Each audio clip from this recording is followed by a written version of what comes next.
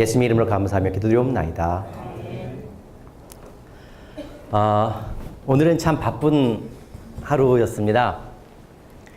아침부터 대전에 다녀왔어요. 대전에 가서 강의하고, 대전에 내려서도 대전 터미널에 내려서 총알 택시를 타가지고 강의 장소에 가서 또 강의하고 다시 대전 KTX역까지, 아마 자동차로는 시간이 안 될 것 같아서 KTX까지 총알처럼 달려와서 또 이제 이 자리에 섰습니다. 오늘 여러분들과 함께 정말 아픔 많은 이 대한민국에서 하나님 우리에게 무엇을 원하시는지 그 이야기들을 함께 나누는 시간이 될 것 같아요. 오늘 이 사진부터 한번 보시죠. 너무 끔찍하죠? 녹조라떼라는 사진입니다. 이명박 전 대통령이 강을 살리겠다라면서 4대 강 사업을 했죠. 강을 팠어요. 그리고 물을 가득 채웠습니다. 그런데 강에 물을 맑게 한다고 한 게 아니라 결과는 어떻게 됐나요? 녹즙이 나왔죠. 왜 그 맑던 강물이 왜 이렇게 녹즙, 그래서 우리가 흔히 말하기를 녹조라떼가 되었을까요? 그 이유는 여기 있어요. 이렇게 아름답던 강이었어요. 이렇게 흐르는 모래톱과 맑은 물이 흐르던 이 강에 모래톱을 다 팠죠. 그리고 거대한 댐을 세웠어요. 댐을 세우고 물을 가득 채웠습니다. 자, 물은 많은데 어떻게 됐을까요? 물은 많으나 이 거대한 댐에 의해서 물이 흐르지 않는다는 거예요. 가장 중요한 것은 흐름입니다. 물이 흐르지 않으니까 물은 많으나 이렇게 바로 멀리서 보면 이게 멀쩡해 보이잖아요? 바로 이게 여기 제가 내려다본 거예요. 색이 여기 지금 푸여졌는데 워낙 시퍼래요. 이 둥둥 떠다니는 이 썩은 물이 흐르지 않으면 썩을 수밖에 없답니다. 건강한 강은 많은 물이 아니에요. 흐르는 강이에요. 그래서 결론은 이거 하나입니다. 고인 물은 썩는다라는 거예요. 재미있는 사진 한번 보시죠. 우리나라 서해안이 강이 많이 내려와요. 근데 간척지들을 이렇게 쭉 막아놨어요.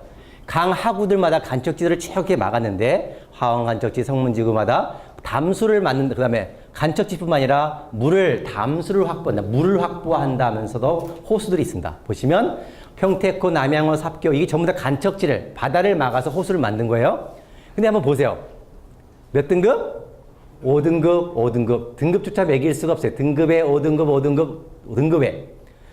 5등급, 근데 잘 보세요. 3등급, 3등급, 3등급, 3등급이 몇 개가 있어요. 근데 3등급 밑에는 이상한 말이 써 있습니다. 뭐라고 써 있나요? 해수유통이란 말이에요.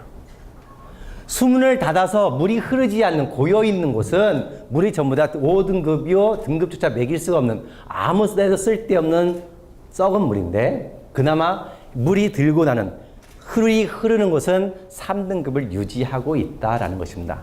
바로 물은 흘러야 된다는 거예요. 고인물은 썩을 수밖에 없다라는 것이죠. 바로 이렇게 고인물은 정말 여러분 이런 페인트질을 칠한 것처럼 물이 썩어 있어요. 정말 대단하거든요. 그런데 놀랍게도 성경에 강은 흘러야 강도 살고 바다도 건강해진다는 말이 있습니다. 다시 말해 4대강 사업은 하면 안 된다라고 구약 성경에 써 있어요. 한번 같이 읽어볼까요? 에스겔서 47장 9절인데요. 여기 9절을 한번 읽어보시죠. 시작. 이 강물이 이르는 곳마다 번성하는 모든 생물이 살고 또 거기가 힘이 많으리니 이 물이 흘러들어가므로 바닷물이 소성함을 얻겠고 이 강이 이르는 각처에 모든 것이 살 것이며.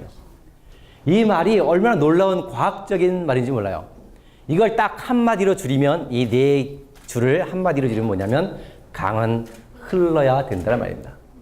강이 육지에서 바다로 흘러들어갈 때 물만 들어가는 게 아니에요. 육지에서 영양물질을 가지고 흘러들어갑니다. 그런데 강 하구를 댐을 세워서 강에 댐을 세워서 이걸 막으면 어떻게 될까요? 바다에서 물고기가 가장 많이 잡히는 곳은 대륙붕이라는 곳이에요.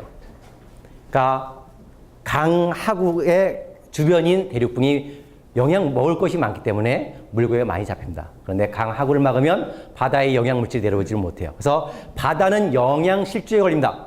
강이 흐르면 바닷물이 소성함, 건강하게 회복되는데 강이 흐르지 못하면 바다는 영양실조에 걸립니다.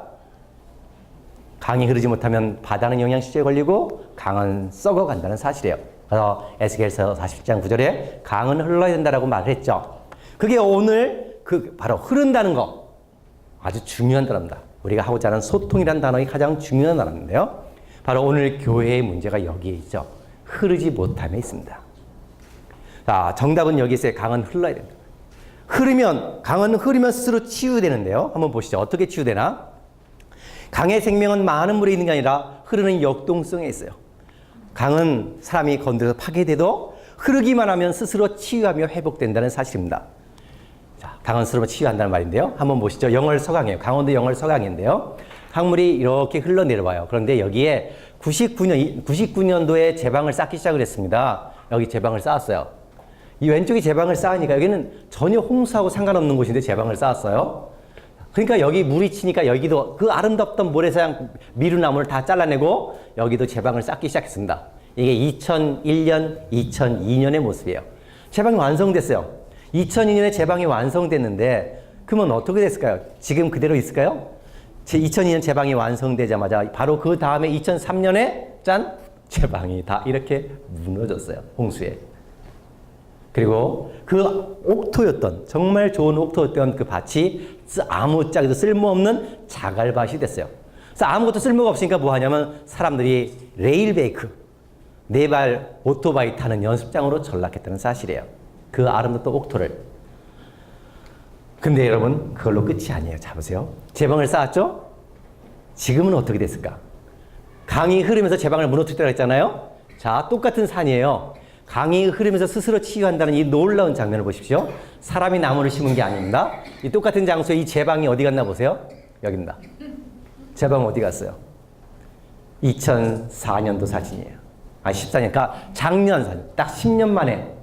이게 2003년의 사진이고 이게 2013년도의 사진이야. 딱 10년 만에 제방 다 사라지고 없던 습지들이 스스로 살아났다. 강은 흐르면서 치유한다는 사실입니다. 바로 흐름이 얼마나 중요한가를 보여주죠. 자, 우리는 오늘 개독교라는 욕을 먹고 있습니다. 교회가 많지 않아서, 교회가 없어서 그런 욕을 하나요? 아니요. 교회는 무지 많아요. 교회는 넘쳐나는 게 교회예요. 다방보다 더 많아요. 저 구름처럼 많은 게 교회예요. 그런데 왜 우리가 개독교라는 욕을 먹고 있느냐는 거죠. 그 이유는 여기 있어요. 흐르지 않기 때문에 그렇습니다. 세상을 향하여 흐르지 않고 교회 안에 갇혀 있기 때문에 그렇죠. 아까 물은 많으나 흐르지 않으면 어떻게 된다 그랬죠? 썩는다 그랬어요. 교회는 많으나 아무리 교인이 많아도 세상을 향해 흐르지 않는다면 그 교회는 썩은 영혼들로 가득한 죽음의 교회다 라고 말을 할 수가 있는 거죠. 자, 흐른다는 것은 뭐예요? 세상과 소통함을 잃어버린 교회다. 세상과 소통하지 못한다면 그 교회는 병든 교회가 될 수밖에 없다는 거죠. 소통이란 말입니다. 이 소통이라는 단어를 찾아봤어요. 영어로는 커뮤니케이션이죠. 소통이라는 단어를 국어사전을 찾아보니까 이렇게 말합니다. 막히지 않고 잘 통한다. 막히지 않고 잘 흐른다. 장애물이 없다는 거죠. 의견이나 의사가 상대편에 잘 통한다. 사람과 사이에 대화가 잘 된다는 말이 있고, 그 다음에 전기나 물이 막히지 않고 잘 흐른다라는 이 두 가지 의미로 크게 말할 수 있겠죠. 장애물이 없다. 소통이 잘 되면 장애물이 없어야 되는데요. 흐른다는 말은 이렇게 바꿀 수 있어요. 소통이라는 말로. 그렇다면 병든 교회가 건강한 교회, 다시 생명 있는 하나님의 교회로 회복되려면 어떻게 해야 될까라는 겁니다. 아주 간단해요. 뭐가 필요할까요? 병든 교회가 회복하는 딱 한 가지 길은? 흘러야 하는 거예요. 세상으로 흐르기만 하면. 파괴됐던 강이 흐름을 통해 다시 건강한 강으로 회복하는 것처럼 병든 교회가 다시 세상을 향해 문을 열고 세상으로 달려나가기 시작한다면, 소통하고 흐른다면 건강한 교회로 회복된다. 강이 흐르면서 스스로 치유되는 것처럼. 이 강이잖아요. 보세요. 똑같은 산 밑에 이렇게 달라졌어요. 강은 흐르면서 스스로 치유한 것처럼 건강한 교회가 되기 위해서는 세상으로 흘러가야 된다. 세상과 소통을 해야 한다라고 말할 수 있죠. 그렇다면 흐른다는 말, 바로 이 흐른다는 말에 소통에 놀라운 비밀이 담겨 있어요. 어떤 비밀이 있을까요? 잘 보세요. 이 그림 보면, 자, 물이 여러분 흐릅니다. 물은 낮은 데서 높은 곳으로 흐를까요? 높은 곳에서 낮은 곳으로 흐를까요?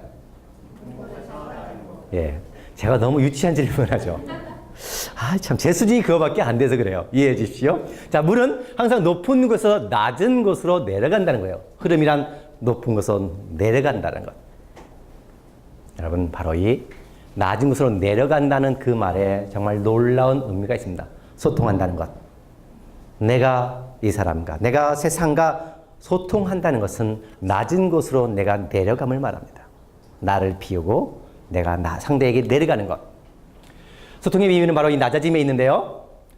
자, 지난 16일 날 이 서울 광장서부터 광화문까지 꽉 찼어요. 100만 인파가 모였습니다. 왜 모였죠? 교황님 오셨어요. 자, 그런데 이렇게 수많은 사람들이 열광을 했어요. 자, 프란치스코 교황님이 오셔서 많은 사람이 왔고 열광을 했습니다. 세계 많은 사람들이 좋아합니다. 인기의 비결이 어디에 있었을까요? 예, 소통입니다. 낮아집니다. 교황이라는 그 권위와 자리를 누리기보다 가난하고 소박한 삶으로, 아파하는 사람들의 삶으로 내려왔기 때문에 사람들이 열광했던 것이죠. 그런데 문제는 여기 있어요. 프란치스코 교황이 오늘 우리에게, 제가 지난 4일 동안 오셔서 한 말씀들 다 찾아가지고 읽어봤어요. 저는 새로운 것 단 하나도 발견하지 못했어요. 늘 보던 말이에요. 어디에서? 성경에서 보던 말이었어요. 성경에서 2000년 전에 이미 예수님이 하신 말씀을 현대적인 용어로, 자본주의와 세속화와 여러 가지 현대적인 용어로 새롭게 풀어서 해주신 말씀밖에 없어요. 근데 왜 많은 사람들이 그 교황의 말씀에 열광했을까요? 그것은 무슨 뜻일까요? 예, 오늘 교회가 예수를 잃어버렸기 때문이죠. 교황 오늘 오셔서 예수의 말씀을 전한 거죠. 예수의 말씀을 풀어서 우리에게 보여준 거예요. 그런데 오늘 교회가 많고, 가톨릭이나 기독교나 개신교나 교회가 얼마나 많아요? 성도가 얼마나 많아요? 목사 신부님들이 얼마나 많아요? 그런데 예수님의 이야기들을 낮은 곳에 내려와 예수처럼 삶을 보여준 사람이 없었다는 거죠. 없는 게 아니라 드물었죠. 그래서 그렇게 말씀하신 교황님에게 인기가 있었다는 겁니다. 자, 낮은 곳에 내려와 소통하는 삶을 살았다. 근데 이 두 분의 차이가 있습니다. 같이 서 계십니다. 한 분은 보면서 사람들이 열광합니다. 근데 한 분은 보면서 야유를 보냅니다. 왜 그럴까요? 어떤 차이가 있을까요? 바로 소통의 차이죠. 한 분은 낮은 곳으로 내려왔어요. 그런데 한 분은 자기의 높은 자리에서 배부름에, 가난하고 고통받는 사람의 아픔에 귀 기울이지 않았어요. 심지어 명동성당에서 신부들이 쫓겨났어요. 4대강 사업에. 그다음에 아파하는 그 정의구현 사제단들이 명동성당에서 농성할 때 수의들을 통해서 명동성에서 쫓겨났어요. 오늘 그게 가톨릭의 현실이었어요. 오늘 개신교는 더 말할 것도 없고요. 바로 오늘 한국교회가 무엇을 잃어버렸나요? 바로 예수를 잃어버렸어요. 예수를 잃어버렸죠. 소통하는 예수, 낮은 곳에 내려와 삶을 살았던 그 예수와 예수의 가르침을 잃어버렸기에 그 예수님의 삶, 낮은 곳에 내려와 말씀하셨던 예수님의 삶을 몸으로 보여준 교황에게 많은 사람들이 열광했던 거다. 여러분, 오늘 지난주에 다녀가신 프란치스코 교황은 한국교회가 왜 병들었는지, 어떻게 회복해야 되는지 분명히 보여줍니다. 오늘 우리에게 예수의 이름을 부르나 예수의 삶과 가르침을 잃어버린 한국교회가 다시 예수로 회복되어야 함을 보여줍니다. 여기 무슨 그림인가요? 연말마다, 자, 12월 25일 성탄마다 등장하는 그림이죠. 여러분, 예수님이 왜 이 구육관에 오셨을까요? 말소리 듣고 태어나고 싶어서 그런 건 아니겠죠? 세상 사람부터 외면당한 예수입니다. 세상 그 누구도 예수를 받아들이지 않았어요. 분명히 이스라엘은 하나님을 믿는 백성들이었습니다. 그리고 얼마나 하나님을 존경했어요. 그런데 예수는 외면당했죠. 예수가 머물 곳이 없었습니다. 예수가 오직 갈 곳은 외양간이었어요. 마구간. 오늘 그럼 우리 2000년이 지난 오늘 우리는 어떨까요? 교회가 많습니다. 목사 신부도 많습니다. 예수는 어디 계십니까? 지금도 예수는 외면당하고 있다는 거죠.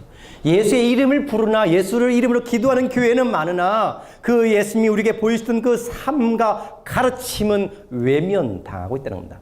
여전히 오늘도 예수님은 마국간에, 냄새나는 마국간에 머물고 계시다는 것입니다. 오늘 우리는 그것을 늘 기억해야 합니다. 그럼 그렇다면 오늘 나는 과연 얼마나 예수를 외면하지 않고 예수의 삶을 살아가고 있는가 한번 돌아봐야겠죠. 자, 교회 회복의 길은 여기에 있습니다. 예수의 삶과 가르침으로 돌아가는 것입니다. 간단합니다. 교황이 왔을 때 한쪽 반대편에서 오직 예수를 외쳤던 그런 정말 맹신적인 그 사람들의 오직 예수가 아니라 예수가 무엇을 말씀하셨고 어떻게 살았는지 그 자리로 돌아가는 것이 필요하다라는 것이죠. 중요한 단어가 있어요. 이미 성경엔 우리가 어떻게 살았는지 다 답을 보여주고 있거든요. 자, 성육신이란 말이 있죠. 무슨 뜻이죠? 예수님을 우리는 성육신이라고 이해합니다. 하나님이 인간의 몸을 입고 이 땅에 오셨어요. 이걸 다른 말로 바꾼다면 소통의 흐름과 소통의 단어로 다시 해석한다면 뭘까요? 하늘 높은 곳에서 낮은 우리 곁으로 내려오셨어요. 성육신은 어려운 게 아니에요. 우리 늘 하나님이 인간의 몸을 입었다 이 말로 하는데 그걸 다시 새롭게 소통의 의미로 표현한다면 성육신이란, 예수란 높은 곳에서 낮은 곳으로 내려오신 분이에요. 늘 계속 낮은 곳으로 내려오신 분. 그렇다면 낮은 곳으로 내려오신 예수님의 삶을 딱 한마디로 바꿀 수 있답니다. 예수님의 삶을 딱 한마디로 줄여서 표현할 수 있어요. 오늘 우리가 함께 하고자 나는 소통이에요. 소통하는 자. 늘 낮은 데로 내려오는 소통하는 자다. 근데 그 소통하는 자 예수를 이렇게 표현합니다. 에베소 2장 14절에 한번 같이 읽어볼까요? 자, 한번 같이 읽어보겠습니다. 시작. 그는 우리의 화평이신지라 둘로 하나를 만드사 원수된 것 곧 중간에 막힌 담을 자기 육체로 하시고 법조문으로 된 계명의 율법을 폐하셨으니 이는 이 둘로 자기 안에서 한 세 사람을 지어 화평하게 하시고 또 십자가로 이 둘을 한 몸으로 하나님과 화목하게 하려 하십니다. 예수는 우리의 화평이다. 평화. 어떻게 평화가 되셨나요? 둘을 하나로 만드셨답니다. 그래서 우리 사이에 있는 원수된 것, 원수 곧 우리 안에 있는 막혔던 담들, 장애물들을 자기의 몸으로 다 헐어내시고 우리를 하나 되게 하셨다는 겁니다. 자, 여기 여러분 십자가로 이들을 한 몸 되어 하나님과 화목되게 하셨다라고 했는데요. 십자가, 예수님의 화목하심은, 예수님의 소통은 두 가지입니다. 오늘 여기 에베소에 있는 사도 바울이 말하는 예수가 우리에게 전해준 소통은 두 가지예요. 어떤 소통일까요? 두 가지 소통입니다. 첫 번째는 원수되었던 사람들, 그러니까 사람과 사람 사이의 소통입니다. 예수 십자가를 통해, 십자가 상징을 기억하시면 돼요. 십자가는 왼쪽 팔을 벌렸죠. 수평적인 사람과 사람 사이의 소통을 이뤘습니다. 또 하나 십자가는 하늘과 땅, 하나님과 나 사이의 소통을 이루셨다는 것입니다. 사람과 사람 사이의 소통을 이루기 위해서는 낮아짐과 버림을 통해서 우리는 소통을 이룰 수 있습니다. 하나님과 나 사이의 소통은 바로 복음이 필요한 겁니다. 지난주에 말씀드렸던 복음. 내 안에 복음이 있어야 평생 살아가는 이 소통을 이루는 삶을 살아갈 수 있다는 것이죠. 지치지 않고. 자, 오늘 그 말씀들을 해나갈 건데요. 그래서 예수님은 막힌 담, 장애물들을 허무는 자요, 우리 삶에, 우리 사회 속에 막혔던 모든 것을 헐어내는 소통케 하는 자다. 사람과 사람과 그다음에 하나님과 사람 사이의 소통, 바로 십자가는 이런 소통의 상징이라는 거죠. 그저 그냥 목걸이로 달고 다니는 장식품이 아니라 십자가에는 놀라운 의미들이 담겨 있는데 그 중에 가장 큰 게 바로 소통이다라는 것을 말합니다. 예수님은 소통하는 자였습니다. 그러면서 예수님은 하늘에서 내려온 것으로 끝난 게 아니에요. 거기에 내가 앞으로 어떻게 소통하는 삶을 살겠다라는 소통 선언을 하십니다. 40일간의 금식 기도를 하시고, 지금 유민 아빠가 정말 거의 40일 가까운 단식을 하고 있잖아요. 예수님이 40일 금식하시고 공생애를 시작하시면서 읽으신 말씀이 이겁니다. 같이 한번 보시겠는데요. 저는 이렇게 말해서 달아봤어요. 세상을 향한 예수님의 소통 선언이다. 누가복음 4장 18절인데요. 같이 한번 읽어보시죠. 시작. 주의 성령이 이는 가난한 자에게 복음을 전하게 하시려고 내게 기름을 부으시고 나를 보내사 포로된 자에게 자유를, 눈먼 자에게 다시 보게 함을 전파하며 눌린 자를 자유롭게 하고 주의 은혜를 전파하게 하려 하심이라. 주의 성령이 내게 임하셨으니 가난한 자에게 복음을 전하게 하는 소통을 하게 하시고 포로된 자에게 자유의 소통을, 눈먼 자에게 다시 보게 함의 소통을, 눌린 자에게 자유롭게 하는 소통을 전하려 오셨다는 것입니다. 바로 소통하는 자 예수죠. 그러면 예수님이 가난한 자, 포로된 자, 눈먼 자, 눌린 자에게 그들의 삶의 아픔으로부터 풀어내는 소통케 하기 위해서 예수님이 선택한 한 장소가 있습니다. 어디일까요? 거긴 이미 떠나셨어요. 이제 어른이 되셨잖아요. 아기일 때 마구간에 계셨고. 자, 예수님이 아파하는 곳, 슬퍼하는 곳, 고통이 있는 곳, 눈물이 있는 곳에 그 사람들을 치유하고 그들의 삶을 다시 회복하며 소통케 하시기 위해 선택한 한 장소는 여기입니다. 성전이 아니라 길입니다. 세상이라는 길이에요. 보시죠. 예수님은 길을 가다가 바디메오를 만났습니다. 거지 소경이었죠? 그냥 지나치지 아니하시고 바디메오의 눈을 뜨게 하셨습니다. 자, 바디메오가 눈을 떴다는 건 뭐예요? 그냥 예수님은 적선 한 푼 주고 간 게 아니라 가장 그에게 필요한 눈뜸의 소통을 하게 하셨어요. 그가 눈을 떴다라는 것, 다시 가족으로 돌아갔습니다. 다시 관계가 소통하게 되었다는 거예요. 사람으로서의 소통하는 삶을 회복했다는 것이죠. 보시면 성경에 이런 말합니다. 디메오의 아들 맹인 거지 바디메오가 길가에 앉았다가 예수가 지나간다는 말을 듣고 예수님은 길을 다닙니다. 늘 그러면서 길에서 따르니라. 예수님 늘 길에 계셨어요. 길에. 자, 예수님 또 길을 가다가 누굴 만났나요? 삭개오를 만났어요. 그리고 삭개오 집에 들어가죠. 그리고 삭개오가 변화되었습니다. 아마 제가 첫날 말씀드렸죠? 삭개오는 변화되었어요. 어떻게 변화되었나요? 재산의 절반을 예수를 만나고 세리장인, 정말 백성들의 그 고리대금으로 모든 걸 빼냈던 이 삭개오가 자신의 재산의 절반을 가난한 사람들에게 내어주고 자신이 착취한 게 있으면 4배나 갚겠다고 했습니다. 삶이 변화되었습니다. 자, 삶이 변화된 삭개오가 어떻게 됐을까요? 사람들과의 관계도 변화되었겠죠.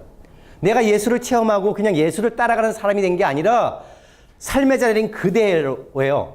삶의 자리는 내가 하던 일 그대로이지만 삶이 거듭나게 되었다는 것입니다. 다시 세상과 소통하는 사람이 되었죠. 예수님이 길을 가다가 수가성 사마리아 여인을 만났습니다. 예수님 길을 가다가 가늠한 여인, 돌로 맞아 죽을 위기에 처한 여인을 구해 주셨어요. 예수님은 산에서 말씀을 전했습니다. 예수님은 중풍병자, 자, 어느 집에 들어가 있는데 사람들이 지붕을 뚫고 중풍병자를 내려보냈죠. 이렇게 예수님은 어디에서 사람들을 만났을까요? 어디에서 소통을 하셨을까요? 바로 여기죠. 길에서, 들에서, 산에서, 사람들의 집에서.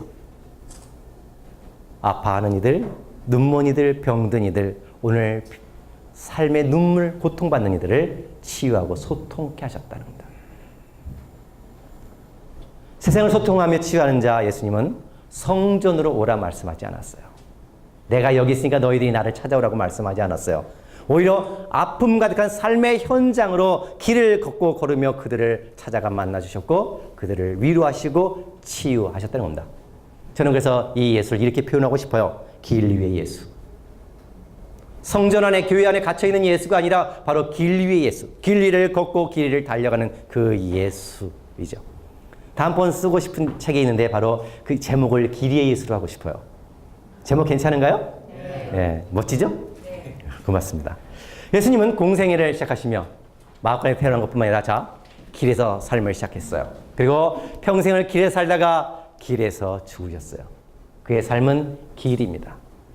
밤이슬을 맞고 들에 주무시고 늘 평생 길 위에 살아가신 예수죠.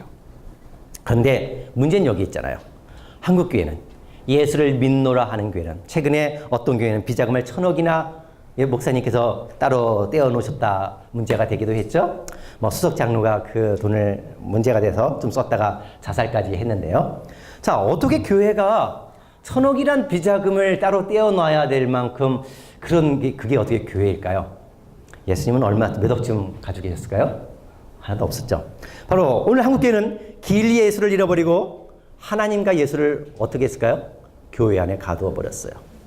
그리고 사람들에게 교회로 나오라고 이야기하죠. 그리고 오늘 그리스도인이란 소통하는 자예요. 예수님처럼. 우리는 소통하는 사명을 가졌는데 세상으로 달려가 세상과 소통하기보다는 세상과 어떻게 하고 있나요?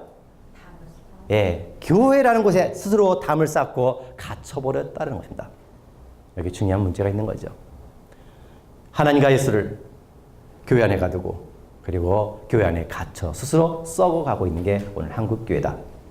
그래서 바로 이런 말이 있죠. 소망교회에 소망이 없고 사랑의 교회에 뭐가 없고? 순복음교회, 광성교회 빛이 없다. 이렇게 사람들에게 개독교라는 녹조라떼에 욕을 먹고 있다라는 것입니다. 지난주에 제가 한 청년이 우리 지난번 수업 시간에 한 청년이 왔었는데 그 청년이 바로 제가 이 교회에 있을 때 만났던 청년이에요. 20년 만에 왔어요. 그래서 이 친구가 잠깐 휴식 시간에 이런 말을 하더군요. 목사님 2층이 텅텅 비어요 라고 이야기하는데 20년 전에도 꽉 찼던 교회가 지금 소통의 역사를 잃어버리니 정말 슬프게 돼가는 거죠. 자, 예수님이 소통케 하는 자라면 교회됨이란, 그리스도인됨이란 뭘까요? 아주 간단하겠죠? 예수가 소통케 하는 자라면 그리스도인 역시 예, 세상을 소통케 하는 자라는 거예요. 어려울 거 하나도 없어요. 그런데 우리는 그걸 잃어버렸죠. 자, 예수님이 우리에게 세상을 소통케 하는 자를 다른 말로 알려주신 게 있어요. 제가 첫 번째 여러분과 함께 첫날 말씀 나눈 거예요. 그것은 뭘까요? 세상을 소통케 하는 자, 그 아름다운 삶을 다른 말로 표현하면 너희는 세상의 소금이다. 너희는 세상의 빛이다. 라고 마태복음 5장 13절에 이야기했어요. 소금은 통해 세상의 부패를 막아냅니다. 음식의 맛을 내줍니다. 소금으로 소통케 하는 너희로 인해 세상이 살맛나고 부패함을 막아내라는 거죠. 아름다운 세상을 만들어내는 것. 빛인 너희의 삶을 통해 빛으로 세상을 소통케 해서 세상의 어둠을, 세상의 불의를 없애라는 말씀이죠. 빛으로 소통케 하라는 말씀. 소금으로 소통케 하라는 말씀이지요. 그렇다면 오늘 그리스도인 나는, 교회인 우리는 세상의 어둠을 밝히고 있는가? 아니면 세상보다 더 어두운가? 라는 거예요. 우리는 누군가 어떤 교회, 누군가 어떤 목사들에게 이 문제를 던지기도 하지만 늘 우리 자신에게도 그리스도인, 내가 예수를 믿는다고 고백하는 우리 자신에게도 날마다 던져야 하는 질문이다 라고 할 수 있습니다. 예수님이 우리에게 소통하라고 하시면서 그 소통의 방법으로 제시한 멋진 방법이 있습니다. 최후의 지름길. 이제 우리가 빛과 소금으로서 세상을 소통케 해야 되는데 어떻게 그럼 소통할 수 있을까? 예수님이 구체적으로 우리에게 그 방법까지도 제시해 줬습니다. 바로 여기 있습니다. 마태복음 5장 3절 10절입니다. 자, 같이 한번 읽어볼까요? 시작. 심령이 가난한 자는 복이 있나니, 애통하는 자는 복이 있나니, 온유한 자는 복이 있나니, 의에 주리고 목마른 자는 복이 있나니, 마음이 청결한 자는 복이 있나니, 화평하게 하는 자는 복이 있나니, 의를 위하여 박해를 받는 자는 복이 있나니.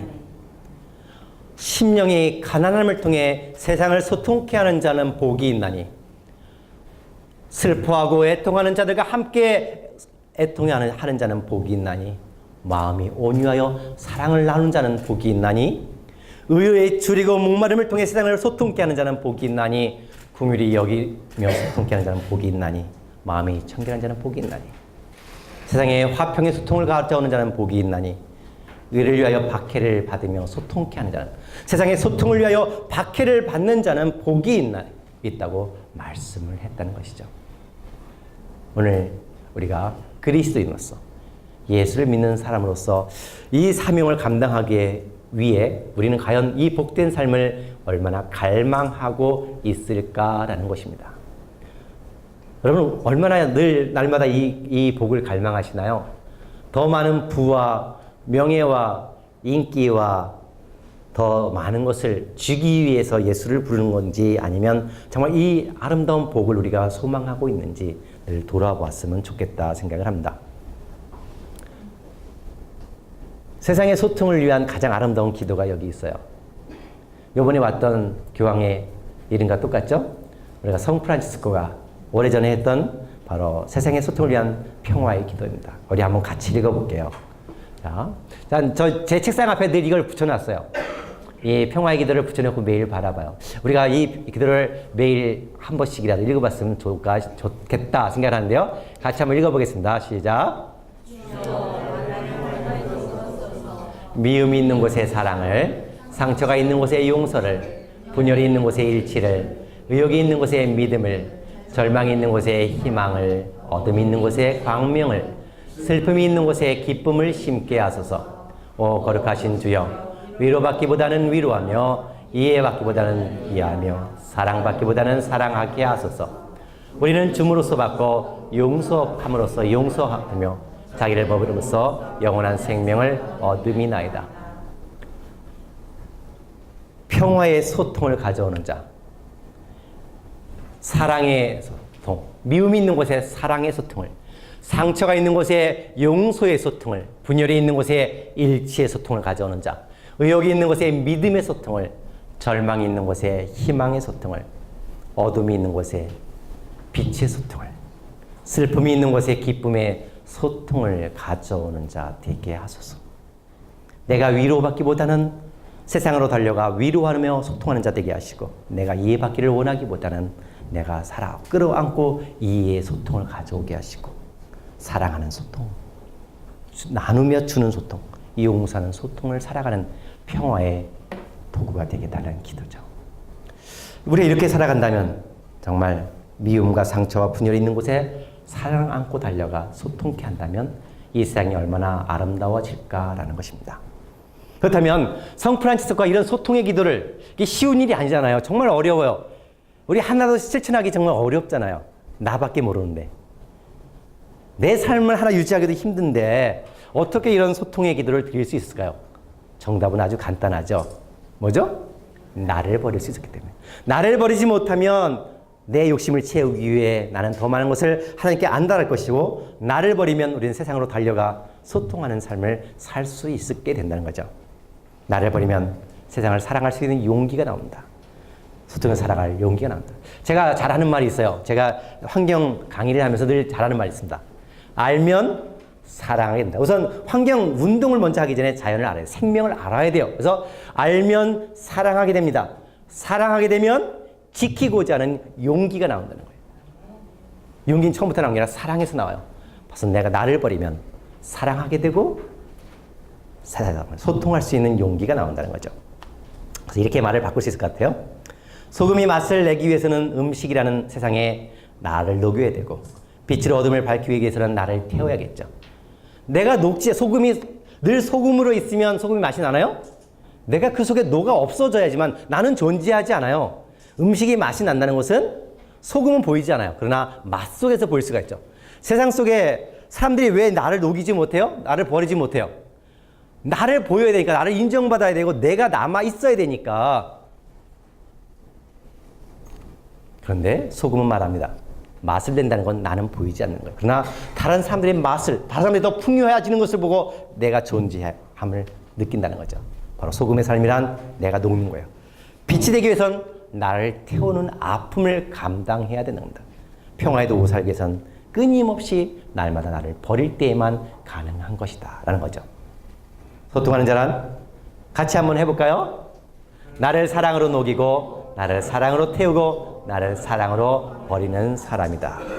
그런데 예수님은 여기 한 가지 더 말씀하고 있어요. 성경에 예수님이 소통하는 사람의 삶을 이것을 통해 비유하고 있습니다. 뭘까요? 어제 밤에 떠올랐어요. 그래서 어제 밤에 불이 나게 갑자기 제가 또 한 장 사진을 더 첨가했습니다. 이겁니다. 같이 한번 읽어보시죠. 시작. 하늘의 밀이 땅에 떨어져 죽지 아니하면 하늘 그대로 있고 죽으면 많은 열매를 맺느니라. 여러분, 하늘의 씨앗. 하늘의 씨앗이 이렇게 많은 풍성한 열매를 맺으려면 어떻게 될까요? 나는 없어져야 돼요. 난 땅에 심겨져 죽을 때 많은 열매를 맺게 돼요. 그런데 내가 나 자신을 고집하면 그냥 남아있죠. 오래전에 이런 이야기를 읽었어요. 이집트의 미이라를 발견했는데 수천 년 미이라 속에 손에 벽시가 있었답니다. 근데 이것이 죽었을까 안 죽었을까라고 실험을 했대요. 싹이 났을까 안 났을까요? 싹이 났어요. 내가 죽지 않으면 그냥 수천 년이 가도 그대로일 뿐이라는 거예요. 땅에 심겨져 죽으면 더 많은 열매를 거두게 되는 겁니다. 한 알의 씨앗 아주 작아요. 정말 나는 작아요. 보잘것없어요. 그런데 이 씨앗 속에 뭐가 담겨 있을까요? 생명. 그거 다른 말로 바꿀 수 있어요. 가능성입니다. 씨앗은 아무리 작아도 여러분 채송화 씨앗 아시나요? 얼마나 작아요? 작은 볼펜으로 딱 찍은 점보다 작아요. 그런데 그 작은 하나의 씨앗 속에 얼마나 많은 꽃이 담겨 있어요. 하나의 씨앗 속엔 가능성, 무한한 가능성이 담겨 있어요. 우리는 우리 한 사람은 하나의 씨앗이에요. 하나님 앞에 씨앗이에요. 하나님 우리를 씨로 만들었어요. 하나님은 우리를 통해 세상에 풍요한 열매들을 맺기를 원하시는 씨앗으로 만들어 주셨어요. 그런데 내가 나로 존재할 때, 나를 고집하며 내 풍요와 내 번영과 나의 안식만을 원할 땐 그것으로 끝난다. 내 가능성이 죽어버린다는 거죠. 하나님을 향한 가능성, 하나님이 내게 심어놓으신 하나님의 비전, 내 생각이 아니라 나를 통해 하나님이 이루고자 하는 하나님의 비전과 하나님의 꿈, 하나님의 가능성을 어떻게 이룰 것이냐. 그것은 바로 내가 죽을 때 하나님 나를 통해 무한한 가능성을 이루신다. 무한한 열매를 이루신다는 거죠. 그래서 우리는 나가 죽는 것. 오늘 한국교회 문제는 어디에 있을까요? 똑똑한 사람 많아요. 한국교회는 능력 있는 목사도 무지 많아요. 잘난 목사도 많아요. 그런데 어떤 목사가 없을까요? 죽는 목사가 없어요. 하나님이 원하시는 목사는 근데 똑똑한 목사, 능력 있는 목사, 잘난 목사가 아니에요. 여러분 10,000명, 20,000명 모이는 교회가 하나쯤 없어진다고 한국교회 이 사회가 달라지나요? 아무 상관이 없어요. 그런데 나를 죽이는 목사가 있다면 한국교회는 살아날 수 있잖아요. 교황 한 사람 나를 버리고 내려오니 카톨릭이 새로워지고 있잖아요. 한 사람의 힘은 무한하다는 겁니다. 근데 어떨 때 그 한 사람의 힘은 죽을 때 무한한 힘을 발휘하게 된다는 것입니다. 우리가 믿는 예수는 바로 이런 예수입니다. 버림의 하나님이에요. 소유의 하나님, 나를 예배하라는 하나님이 아니에요. 예수는 단 한 번도 나를 예배하라고 한 적이 없어요. 나를 섬기라고 한 적이 없어요. 모든 걸 버렸어요. 그렇다면 가난한 자에게 복음의 소통을, 포로된 자에게 자유의 소통을, 눈먼 자에게 다시 보게 하며 소통을 가져오기 위해 예수님이 버린 것은 무엇일까요? 한번 예수님이 버린 거 한번 찾아보세요. 자, 예수님이 뭘 버렸을까요? 응? 목숨. 예. 맨 마지막에 버린 게 목숨이에요. 그러면 처음부터 한번 그분의 생애를 쭉 따라가보죠. 그분을 따라가면서 그분의 버린 것들을 한번 찾아보세요. 뭘 버렸을까요? 맨 처음에? 예. 자, 뭘 버렸죠? 응? 영광. 예, 영광. 무슨 영광? 하늘을 버렸어요. 자, 하늘을 버렸습니다. 그 다음에 두 번째로 예수님이 오셨어요. 어디 오셨나요? 마구간에 오셨죠. 여러분, 하늘 왕자예요. 예수는 하늘의 왕자예요. 그래도 내가 하늘 영광 버리고 땅에 가는데 그 세상에 다른 종교의 창시자들처럼 따뜻한 멋진 왕궁에 가서 좀 살았으면 얼마나 좋았을까요? 그런데 예수는 그런 하늘 왕자라는 내가 마땅히 받아야 할 대우를 버렸어요. 그리고 마구간, 냄새나는 마구간에 왔어요. 그리고 어릴 적부터 엄마의 뱃속에서부터 유배자의 삶을 살아가죠.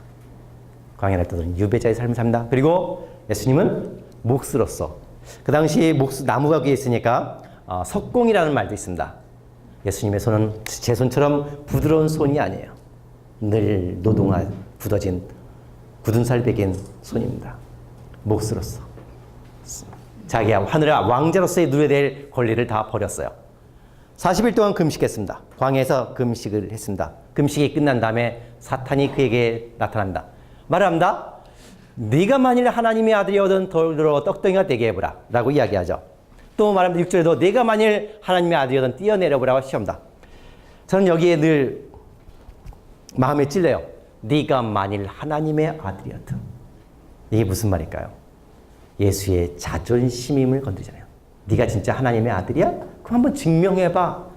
오늘 우리는 어때요? 세상을 살아가면서 사람들로부터 인정받기를 원해요. 나를 드러내길 원해요. 나를 보여주길 원하고 사람들이 나를 알아주길 원해요. 그런데 예수는 네가 하나님의 아들이야? 하나님의 아들임에도 불구하고 자신을 증명해 보이는 것, 유혹을 거절했다는 겁니다. 우리는 날마다 그런 유혹을 매일매일 받습니다. 세상을 살아가면서 매일 우리가 받는 유혹은 나를 증명해 보고 싶은, 나를 드러내 보이고 싶은 이 유혹을 받고 있다는 거죠. 그러나 예수님 그것을 다 거절했어요. 그리고 예수님은 내게 엎드려 경배하면 모든 것을 내게 주리라. 모든 것을. 천하 만국과 영광을 보며. 여기에 기독교인들이 하나 늘 우를 범하는 게 있어요. 이명박 씨가 대통령이 됐죠. 그리고 4대강 사업을 많은 사람들이 반대를 했습니다. 이럴 때 많은 기독교인들이 이렇게 말합니다. 대통령이 하는 사업을 반대하면 어떻게 하느냐. 그렇죠? 하나님이 세웠는데. 하나님이 세운 사람을 반대하면 어떻게 하냐라고 했죠. 그리고 교회들마다 늘 주일날 예배 때마다 울려 퍼진 게 하나님이 세운 대통령을 위해 기도했어요. 그러면 하나님이 세웠습니까? 아니요. 누가 세웠냐가 중요하지 않아요. 그가 무슨 일을 하고 있느냐가 중요하죠. 그가 올바른 일을 하고 있느냐 아니면 거짓된 일을 하고 있느냐가 중요한데 기독교인들은 그런 건 아무 생각도 안 해요. 하나님이 세웠다는 거예요. 그런데 여기 보면 분명히 성경이 말합니다. 천하 만국과 그 영광을 보여주며 누가 보여줬어요? 마귀가 보여줬어요. 제가 그래서 사람한테 이런 대답을 했어요. 여기 성경에 세상의 모든 권세는 누가 줬다고요? 하나님이 아니라 사탄이 줬다고 말하고 있다고. 당신 믿음이 잘못된 거라고 이야기를 했죠. 여러분, 그가 무슨 일을 했는지, 대한민국 나라를 어떻게 오늘 대한민국인 이렇게 만든 것도, 박근혜 씨가 오늘 이 세월호의 아픔에 침묵하며 유가족들을 또 죽이고 있는 이유는 뭘까요? 이명박 씨 덕이잖아요. 언론을 죽여놨기 때문에. 언론이 진실을 전한다면 지금 저렇게 배째를 할 수 있을까요? 못해요. 언론이 늘 왜곡보다면 어저께도 며칠 전에도 우연히 지나가다 MBN을 보면 채널 A를 보면 지금도 유병헌이 뉴스만 나와요. 유병헌의 진실을 밝혀야 된대요. 아니 그럼 왜 세월의 진실을 왜 안 밝히고? 왜 유병헌의 진실만 밝히라고 이야기하냐고요. 이게 국민을 병들게 하는. 근데 누가 만들었어요? 이게 바로 이명박부터 시작했다는 거예요. 그래서 우리가 정말 바르게 깨어나야 된다라는 거죠. 예수님은 빵 5개와 떡 2개로 사람들을 먹일 수 있는 능력을 가지고 있었어요. 그런데 여러분, 자신을 위해 사용하지 않았어요. 사단이 내가 만일 하나님의 아들이어든 돌로 떡덩이가 되게 해보라는 유혹을 했지만 그 능력을 돌로 떡이 되게 할 수 있는 능력이 있었지만 결코 그 능력을 자신을 위해, 자신의 배부름을 위해, 자신의 편리를 위해 단 한 번도 사용하지 않았어요. 오늘 고통받는 자들, 가난한 이들, 사람들에게 눈을 뜨게 하고 문둥병을 낫게 하고 죽은 이를 살리게 했던 능력이 있었음에도 불구하고 자신을 위해 사용하지 않았다는 것이죠. 그리고 그분은 내려왔어요. 낮은 곳에 늘 내려와 섬깁니다. 내가 하나님의 아들이라는 것이 아니라 늘 자기를 버리고 제자들이 발을 씻겨주는 겸손의 종이었죠. 그리고 그는 길에 죽고 갑니다. 그래서 제사장 중들에게 주먹으로 얻어맞고 침을 뱉었어요. 돌을 맞았어요. 그럴 때 내가 하나님의 아들인데 나를 증명해보고 싶은 유혹이 얼마나 많았겠어요. 그러나 그 유혹을 다 버렸어요. 채찍질 하는 병사들에게 내가 하나님의 아들인데 권능을 보이고 싶었을 거예요. 그러나 그 자존심도 버렸습니다. 그리고 마지막으로 버린 게 있죠. 십자가에 달려 이 많은 사람들 앞에 십자가에서 뛰어내려 봐라, 나는 이런 능력을 가지고 있다라고 보일 수도 있었을 거예요. 그런데 예수님은 그런 유혹도 다 던져버렸어요. 나를 증명해 보이고 싶은 유혹을 다 버리고 고난의 길을 갔다라는 겁니다. 세상을 소통케 하기 위해 고난의 길을 갔다라는 것. 예수는 이렇게 버림의 하나님이에요. 근데 예수는 버림의 하나님인데 오늘 우리는 버림의 하나님 앞에 나와 내 탐욕을 내 주시옵소서만 하고 있다는 거죠. 얼마나 우리는 잘못 믿고 있을까라는 거예요. 그래서 우리가 좀 생각을 해봐야 되지 않을까 싶어요. 예수님이 이렇게 말합니다. 자기를 부인하고 자기 십자가를 지고 나를 따라고, 바로 소통하는 삶이란 자기 십자가를 지고 나를 따라가는 삶이다 라고 말씀했는데요. 그 다음에 나를 버리고 십자가를 지고 간다는 건 무슨 말일까? 나를 버리는 거죠. 그리고 예수를 선택하는 거다. 나를 선택하는 게 아니라 나를 버리고 예수를 선택하는 것. 이거 지난번에 잠깐 했는데 하나 더 붙겠어요. 이렇게 말을 바꿀 수 있겠죠? 같이 한번 읽어보시죠. 시작.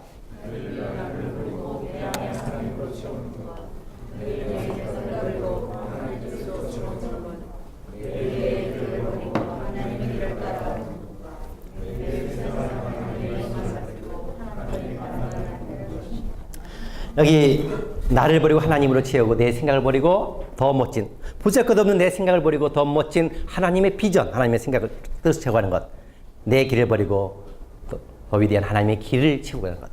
내 입맛이란 뭘까요? 그냥 음식에 내 입맛을 말하는 건 아니겠죠? 세상에 내 탐욕과 내 생각과 내 뜻과 내가 원하는 것을 버리고 하나님의 만나로, 영원한 하나님의 만나로 채워가는 것이 바로 우리가 소통하는 삶을 살아가는 것이 아닐까 생각해요. 사도 바울은 이렇게 말하죠. 조금만 하고 이제 쉬었다가 하겠습니다. 사도 바울은 그거를 나를 버리는 것을 갖다가 이렇게 표현한다. 배설물. 내가 이전에 내가 누리고 추구했던 모든 것은 쓰레기 정도가 더 지나서 배설물이다라고 얘기해요. 배설물로 버렸다. 그리고 뭘 얻어요? 예수를 얻기 위해서. 그래서 소통하는 자의 삶은 바로 버림의 영상이다. 날마다 버릴 때 세상을 소통케 하는 삶을 살아갈 수 있다라는 거죠. 자, 길을 걸으며 세상을 소통케 하신 예수님이시죠. 그런데 그 예수님처럼 세상을 소통케 한 사람이 있어요. 성경에 보면 정말 고통받는 그 백성들의 삶 속에 들어가서 그들을 억압을, 그들의 슬픔을 소통케 해서 해결하는 한 사람이 있습니다. 누굴까요? 그래서 우리가 정말 소통하는 삶을 살아가려면 그 사람처럼 그분을 모델 삼을 수 있다. 여기 있습니다. 이 사람입니다. 누구죠? 모세예요. 자, 십계명을 받고 홍해를 가른 모세예요. 우리는 늘 모세 그러면 가장 뛰어나게, 그러니까 우리 기억에 떠오른 게 이 두 장면이죠. 그래서 이런 능력 있는 이 화려한 모습의 모세를 늘 기억을 하길 좋아해요. 그런데 이 화려한 모습의 모세 이면에는 뭐가 숨어 있을까요? 바로 여기 있죠. 모세는 애굽 공주의 입양 아들이에요. 그러니까 왕자죠. 입양한 아들이라도 분명히 애굽의 왕자였어요. 왕자로서 편안히 살아갈 수가 있죠. 백성들의 고통을 나몰라라 하고 살 수가 있었어요. 그러나 그는 백성들의 고통을 그냥 눈 감을 수가 없었죠. 자, 그리고 그래서 쫓겨납니다. 살기 도망가서 광야에서 무려 몇 년? 40년이나 긴 시간을 보내야 돼요. 40년이나 긴 시간을 광야에 살면서 한번 여러분 생각해 보세요. 모세의 마음은 어땠을까요? 후회와 번민으로 가득했겠죠. 에이씨, 내가 참을걸. 내가 그냥 못 본 척 했으면 내가 지금 잘 살고 있었을 텐데. 미련과 그 다음에 또 쓰라린 아픔과 아무도 없는 정말 고독 속에 가서 결혼하고 살아가지만 광야의 고독 속에 그 옛날을 기억하며 얼마나 후회스러웠을까요? 그러나 거기에서 살며 버리고 낮아지고 자신이 완전 낮았을 때 하나님이 그를 찾아가시죠. 성경은 히브리서 11장 24절 20절 이렇게 말합니다. 자, 같이 한번 읽어보겠습니다. 시작. 믿음으로 모세는 장성하여 바로의 공주의 아들이라 칭함을 받기를 거절하고 도리어 하나님 백성과 함께 고난받기를 잠시 제약의 낙을 누리는 것보다 더 좋아하고 그리스도를 위하여 받는 수모를 애굽의 모든 보화보다 더 큰 재물로 여겼으니 이는 상 주심을 바라봅니다. 믿음으로 애굽을 떠나 왕의 노함을 무서워하지 아니하고 곧 보이지 아니하는 자를 보는 것 같이 하여 참았으며. 여기 참 많은 의미가 있는 것 같아요.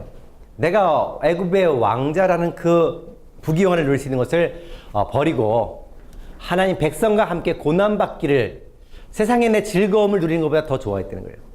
백성들과 함께 고난을. 바로 소통하는 자의 삶을 살기 위해서는 바로 핵심은 여기 있죠. 백성들과 함께 고난받는 것을 내 개인적인 영달보다 더 좋아해야 한다는 거죠. 그리스도를 위해 받는 수모를 애굽의 세상의 모든 보화보다 더 큰 재물로 여기며 하늘의 상, 영원한 자 하늘의 상을 소망했다는 것입니다. 그러면서 왕의 노함을 무서워하지 아니하고, 여러분, 소통하는 자 삶을 살기 위해서 내가 세상을 무서워한다면 불가능하죠. 내가 잘못했다가 깜빵 가는 거 아니야? 내가 뭐 어떻게 하는 거야? 아니야 한다면, 내가 받을 고난을 두려워한다면 우리는 소통하는 삶을 살 수가 없죠. 그러나 그것보다는 보이지 아니하는 자를 보는 것 같이 참았다. 그래서 바로 이스라엘 백성들의 억압의 고난으로부터 소통케 하는 삶을 이뤄낼 수 있었다라는 거죠. 그런데 오늘 이 설교를 오늘 한국교회 목사들이 얼마나 많이 했을까요? 정말 요즘 예수를 잃어버리고 구약 설교하는 목사들이 얼마나 많아요. 정말 너무 심각할 정도로 구약만 설교하는 목사들이 많아요. 예수는 없어요. 설교 끝머리에 예수님 이름으로 기도합니다 말도 붙어있죠. 정말 심각한데요. 이거를 왜 그럴까? 그래서 오늘의 우리의 현실에 맞춰 이 말씀을 조금 개사해 봤어요. 한번 보실까요? 같이 해볼까요? 자, 믿음을 지닌 모세였지만 바로의 공주의 아들이라 칭함받기를 자랑하고 하나님의 백성과 함께 고난받기보다는 잠시 세상 낙을 누리는 것을 더 좋아하고 그리스도를 위하여 수모받기보다 애굽의 모든 보화를 더 큰 재물로 여겼으니 이는 상 주신 이를 잃어버립니다. 탐욕으로 세상에 거하며 사탄의 유혹을 물리치지 못하고 보이지 아니하는 자를 말로만 믿으며 보이는 세상을 즐거워합니다. 오늘 많은 목사님들 말로는 하나님을 설교하고 천국을 설교하고 예수를 설교하지만 내 눈에 내가 번영 내가 이 교회가 이렇게 크니까 벤츠 정도는 타야지. 얼마 전에 한 목사 그 피디수첩 나와서 그랬죠? 응? 외제차 그 비싼 한국에 몇 대 없는 외제차라고 인터뷰하니까 그 정도는 타야 된다고 하는 목사도 있었죠. 부귀영화를 누리는 내가 마땅히 권리를 누려야 한다라고 이야기하죠. 하나님의 백성과 고난받기보다는 세상의 아들, 세상에 내가 큰 목사라고 자랑하고 제약의 낙을 누리는 것을 더 좋아했던 거죠. 그리스도를 위해 하나님의 소통하는 삶을 살아가기보다는 세상의 모든 보화를 더 좋아한, 그래서 하나님을 잃어버린, 말로는 하나님을 믿는다 이야기하지만 보이는 세상을 더 즐거워하는 목사님들이 얼마나 많은가 하는 거예요. 오늘 많은 그리스도인의 문제들이죠. 목사들만의 문제가 아니라 바로 우리 삶의 모습이기도 하죠. 그래서 우리가 정말 바로 소통하는 그리스도인의 삶을 이루기 위해서는 바로 모세처럼 백성들과 함께 고난받기를 즐거워해야 된다는 것. 그리고 세상의 보화보다 그 백성과 함께하는 것을 더 행복해해야 그것이 가능하다라고 이야기했죠. 그러면 자, 세상을 소통케 하는 삶을 살기 위해서는 어떻게 해야 될까? 여기 있습니다. 편견과 믿음이라는 장애물을 던져버려야 됩니다. 우리 앞에 소통을 방해하는 수많은 편견과 믿음을 가장한 장애물들이 많이 나타나는 거예요. 그 한 사례를 보죠. 고넬료 이야기입니다. 베드로가 기도할 때 이상하게 나타나요. 지붕에서 환상이 보이면서 각종 네발 짐승이 보입니다. 이때 베드로가 이렇게 말하죠. 나는 속되고 깨끗하지 아니한 것을 결코 먹지 아니하였나. 난 내가 지금까지 이 믿음을 지켜왔다고. 바로 이렇게 사회적 그들의 관습을 이야기하죠. 그때 하나님 말씀하십니다. 하나님께서 깨끗하게 하신 것을 네가 속되다 하지 말라. 오늘 우리는 종교적이고 문화적인 관습 속에 우리가 규정 지어놓은 틀이 얼마나 많을까라는 거예요. 근데 하나님 말합니다. 하나님께서 모든 것을 깨끗하게 하시다고. 속된 것이 결코 없다라고 이야기하죠. 여기 또 하나 말씀이 있어요. 유대인으로서 이방인과 교제하며 가까이 하는 것을 위법인 줄을 너희도 알거니와 하나님이 내게 지시하사. 고넬료에게 이제 왔어요, 베드로가. 그래서 하는 말이 이방인과 유대인이 이방인과 함께 교제하는 것은 불법이다. 그러나 하나님이 가라 하시기에 아무도 속된 자가 없기에 오늘 너희들에게 왔다라고 이야기하잖아요. 여기 이제 아주 중요한 두 가지가 있는데요. 속된 게 없다. 불법임에 왔다라는 말인데요. 여기 있습니다. 예수님이에요. 그럼 예수는 어떻게 소통했는가라는 걸 봐야 되는 건데, 아무도 속되다거나 깨끗하지 않다 하지 말라 이 말씀을 갖고 보면 예수님은 세상에 속되고 더럽다 얘기는 이스라엘 바리새인과 세리들이 죄인이라고 여기는 그런 낮은 곳에 거하는 사람들과 어울렸습니다. 그들과 어울리면 안 된다라는 사회적인 편견, 종교적인 편견들을, 장애물들을 다 뛰어넘었어요. 사람들이 나를 어떻게 바라볼까? 사람들이 나를 어떻게 생각할까? 라는 걸 다 던져버리고 과감히 그 편견을 뛰어넘어 그들의 삶의 들과 그들을 치유하며 소통케 하셨다는 것이죠. 또 이런 말이 있습니다. 유대인으로서 이방인과 교제하며 가까이 하는 것은 불법이다라고 조금 전에 나왔죠? 사도행전 10장 28절에. 유대인과 이방인이 교제하는 것은 어려웠어요. 장애물이 있습니다. 불법이라는. 그리고 위법하면 사람들이 이목을 받고 처벌을 감수해야 되는 고통이 따랐죠. 그러나 예수님은 그것을 두려워하지 않았다는 사실입니다. 그래서 우리가 소통하는 삶을 살기 위해서는 소통이 쉬운 일이 아니에요. 이렇게 수많은 장애물들이 우리를 따라온다는 것입니다. 그러나 예수님은 그것을 뛰어넘었답니다. 예수님은 분명히 사마리아 여인과 만나서는 안 됐어요. 유대인이 아니에요. 사마리아. 그러나 예수님은 먼저 다가가십니다. 이때 사마리아 여인이 말합니다. 사마리아 여인이 말해 당신은 유대인으로서 어찌하여 사마리아 여인이 나에게 물을 달라 하십니까? 유대인이 사마리아인과 상종하지 아니함이러라. 예수님은 그 사회의 규범을 깨뜨렸어요. 수많은 그 사회 속의 규범들, 문화적이고 종교적이고 관습적인 규범들을 깨뜨려야만 했다는 것입니다. 예수님은 말로만 사랑을 전한 게 아니에요. 병든 자를 치유만 하신 게 아니에요. 동정만 하신 게 아니라는 거예요. 잘못되고 거짓된 가치들을 과감히 깨뜨려 버렸다는 거예요. 예수님은 사마리아 여인의 상처를 치유하기 위해 사회적이고 편견, 관습, 불법이라는 장애물과 담을 없애야 했다는 것. 그래서 예수님의 삶을 보면 관습과 문화와 종교와 제도라는 이름으로 사람의 가치를 억압하고 소외시키는 편견과 거짓을 제거하는 끊임없는 싸움이었다는 겁니다. 우리가 여기에 가장 중요한 주목해야 되는 거예요. 단지 조금 전에도 말씀드렸죠? 단지 질병 있는 자들을 치유해주고 동량 몇 푼 던져준 게 아니라 그들을 만들어내는, 소외된 자들을 만들어내는 잘못된 사회 가치들, 편견들을 제거해 내셨다는 겁니다. 그분의 삶으로서. 결코 예수님은 사람의 가치를 훼손하는 거짓된 가치에 대해 순응하지 않았어요. 어쩔 수 없어. 이거는 우리 문화잖아. 이거는 지금까지 지켜온 거니까 지켜야 되라고 말하지 않았다는 거예요. 자, 보시죠. 예수님은 어떻게 사회를 치유하셨는가? 예수님은 어떻게 세상을 치유하셨는가? 바로 여기 있습니다. 제가 다음번 쓰고 싶은 책 중에 하나 여기 있어요. 제가 하루는 예수님은 어떤 분이었을까라는 걸 찾아보기 시작을 했어요. 그래서 그냥 성경을 딱 신약 성경을 뒤지면서 예수님의 삶을 막 떠오르는 걸 적었습니다. 예수님이 어떤 삶을 살았는가라는 걸 딱 막 떠오르는 걸 적기 시작했습니다. 그때 제일 먼저 떠오른 게 종교개혁이었어요. 그리고 경제개혁가였어요. 그 다음에 소외된 이웃들을 돌아봤어요. 특히 그 당시에 여성들은 얼마나 소외된 계급이었어요. 지금도 여성이 얼마나 차별받아요. 우리나라는 그나마 낫잖아요. 그러나 우리나라 개명됐다는 대한민국에서도 여성 차별은 얼마나 많습니까? 특히 종교에서도. 그리고 가톨릭은 여성 신부도 없잖아요.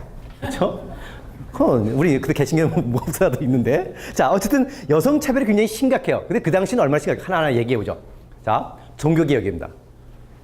예수님은 어떻게 종교개혁했을까?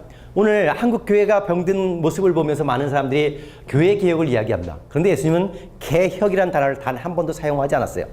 그러나 예수님은 삶으로 개혁을 이뤄내셨어요. 어떻게 삶으로 개혁을 했을까요? 자, 예수님 그 2000년 전 그 당시에 죄를 용서한다는 것은 무엇이었을까요? 자, 죄 용서함을 받기 위해서는 성전에서 희생 제물을 가지고 제사장들을 통해서만, 제사장들의 제사를 통해서만 용서함을 받을 수 있어요.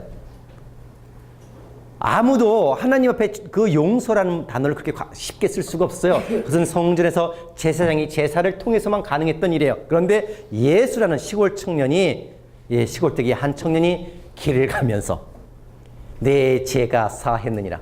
제물도 없고 제사도 없는 상황 속에서 길을 가며 만나는 이들을 죄를 사해 주셨다는 거예요. 그것은 뭐예요? 지금 이스라엘 백성들의 종교를 근원적으로 뒤집어 엎으셨다는 거예요. 제사장들이, 바리새인과 레위인들이 얼마나 위기감을 느꼈을까요? 그들의 삶이 흔들린 거예요. 예수님은 종교가 개혁해야 된다고 말씀하지 않았어요. 그분은 삶을 통해 지금의 종교가 안고 있는 문제들을 뒤집어 엎어내신 분이라는 거예요. 바로 예수님은 종교개혁가였습니다. 삶으로서. 예수가 당연히 죽을 수밖에 없죠. 그들의 종교 지도자들의 삶을 위태롭게 하는데 다 그 사람들이 살려둘 수 있겠어요? 도스토옙스키의 그 책에 있죠. 거기서 갑자기 무슨 형제들이죠? 예, 이 발음이 안 돼요, 제가요. 자, 거기에 보면 대신문관이 말하죠. 왜 예수에게 왜 왔냐고. 예수님 또 다시 지금 2000년 후에 지금 예수님이 또 오신다면 예수님은 또 다시 처형당할 수밖에 없습니다. 목사들에 의해서 죽임을 당할 수밖에 없죠. 배부른 목사들에 의해 예수님은 죽임을 당할 수밖에 없다. 자, 두 번째, 예수님은 사람 중심의 경제 개혁가입니다. 오늘 교황이 이렇게 말했죠. 자본주의의 세속화에 대해서 대항을 해야 된다는 말을 했어요. 예수님은 어떻게 그랬을까요? 자, 오늘 비정규직 문제. 정말 가슴 아프죠. 새로운 노예제도예요. 여러분, 교회에 나오는 모든 성도들이 다 정규직일까요? 그래서 교회 목사님들이 이 비정규직 문제에 다 외면하고 있을까요? 아니죠. 교회 많은 성도들이 비정규직이에요. 똑같이 일을 해도 월급을 적게 주는 그 비정규직 속에 번 돈을 가지고 그 조금밖에 안 되는 돈을 가지고 아끼고 헌금하고 감사 헌금하고 11조를 해요. 그러면 이 잘못된 비정규직에 대해서 이것은 사람의 새롭게 노예를 만드는 잘못된 제도라고 교회가 목소리 높여야 되잖아요. 근데 왜 교회는 침묵하냐고요. 성도들이 분명히 비정규직이 있는데 정규직만이 아닌데 왜 외면하냐고요. 그럼 예수님은 어떻게 말씀하셨을까요? 자, 포도원 품꾼을 비우시죠.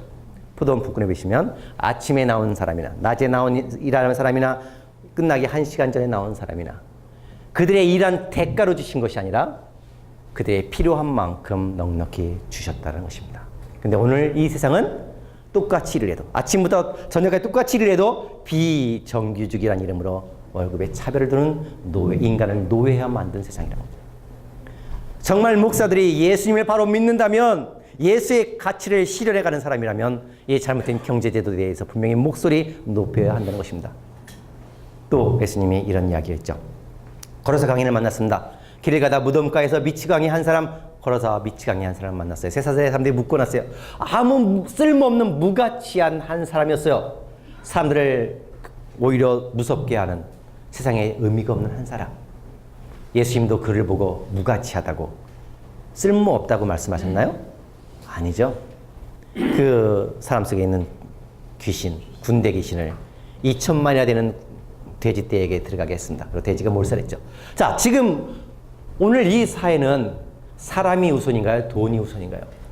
돈이 사람 위에 있죠. 경제가 사람 위에 있습니다. 사람은 경제, 기계의 부속품에 불과해요. 교회 안에서도 마찬가지예요. 교회 성장의 성도들은 교회 성장의 부속품에 불과해요. 쓰고 소용없으면 버려짐을 당하죠. 그런데 예수님은 아무 쓸모없는 한 사람, 쓸모없다고 말씀하지 않고 그에 있는 귀신을 끌어내시고 그의 사람의 삶을 회복시켜줬어요. 그리고 다시 삶으로 돌아가게 하셨죠. 그게 바로 소통이죠. 바로 이게 소통의 참 의미란 말이에요. 예수님은 사람 중심의 경제를 말씀하고 계십니다. 그런데 오늘 교회는 재벌을 편승해서 따라가고 있죠. 자, 그 다음에 세 번째, 예수님은 여성주의자예요. 여성은, 그 당시의 여성은 지금도 차별이 심하지만 그 당시는 더 심했죠. 지금 최근에도 가늠하는 여인들에게 돌을 던져 돌로 태형한 게 며칠 전에 뉴스 나왔는데 중동은 더 얼마나 심각해요. 여성들은 성전 안에 들어갈 수가 없었어요. 그런데 그 사회 속에서 예수님은 늘 여인들과 함께 했다는 사실이에요. 예수님 열린 분. 사회적인 편견에 대해서 사람이 나를 어떻게 생각하에 대해서 다 떨치시고 사회적 편견을 버리셨다. 그리고 사회에서 소외된 사람들, 죄인과 세리들, 낮은 곳에 있는 사람들과 함께 어울리신 분이다라는 거죠. 그래서 그런 편견들을 끊임 깨셨습니다. 아까 말했죠. 제사장으로 오신 게 아니라 노동자로서 오셨어요. 노동의 고귀함을 보여주셨다는 사실입니다. 노동은 무가치하고 가차는 게 아니라 소중한 거라는 걸 삶을 통해 보셨습니다. 이런 것들은 그냥 넘어가요. 설교가 최고의 정말 설교가죠. 그다음에 의사였고 최고의 환경운동가였어요. 최고의 생태주의자였습니다. 예수님은 꽃 한 송이에서 들꽃을 바라봐라. 들의 백합화를 생각해보라. 하나님이 너를 이렇게 사랑하시잖아. 참새보다 너희는 귀하니라. 나는 포도나무여 너희는 가지니. 이렇게 늘 자연 속에서 하나님의 음성을 들으셔요. 그건 자연을 관찰하셨다는 거예요. 작은 것 속에서도 하나님의 음성을 듣는 자연주의자. 우리가 그런 눈들이 있어야 되죠. 자, 요새 집 문제 심각한데 예수님은 떠돌이 집이셨어요. 집이 없었어요. 그럼 늘 말을 타고 다니는 게 아니라 늘 걸어 다니셨죠. 그래서 오늘 우리에게 제가 이 문제들을 하나하나 한 30가지가 되는데 하나하나 풀어볼까 싶어요. 자, 예수님은 이렇게 사회적인 종교적인 편견들을 깼어요. 소통하기 위해선 이것은 어려워가 아니라 그것이 어떠한 편견이고 장애물일지라도 다 깨트리는 삶을 사셨다는 거예요. 그래야지만 소통케 하는 삶을 이룰 수 있다라는 거죠. 자, 그렇다면 예수님을 따른다. 예수를 따라 소통하는 자가 된다는 것은 자, 같이 읽어보겠습니다. 시작. 사람을 억압하고 사람의 가치를 훼손하고 소외시키는 정치, 경제, 사회, 문화, 교육 이 세상에 숨어있는 거짓된 가치와의 싸움이라는 거예요. 단지 구호 사원만 하는 건 아니라 끊임없이 그런 사람들을 만들어내는 거짓된 가치와 싸워야 된다. 자, 진리를 알지니 진리가 너희를 자유롭게 하리라 말씀했습니다.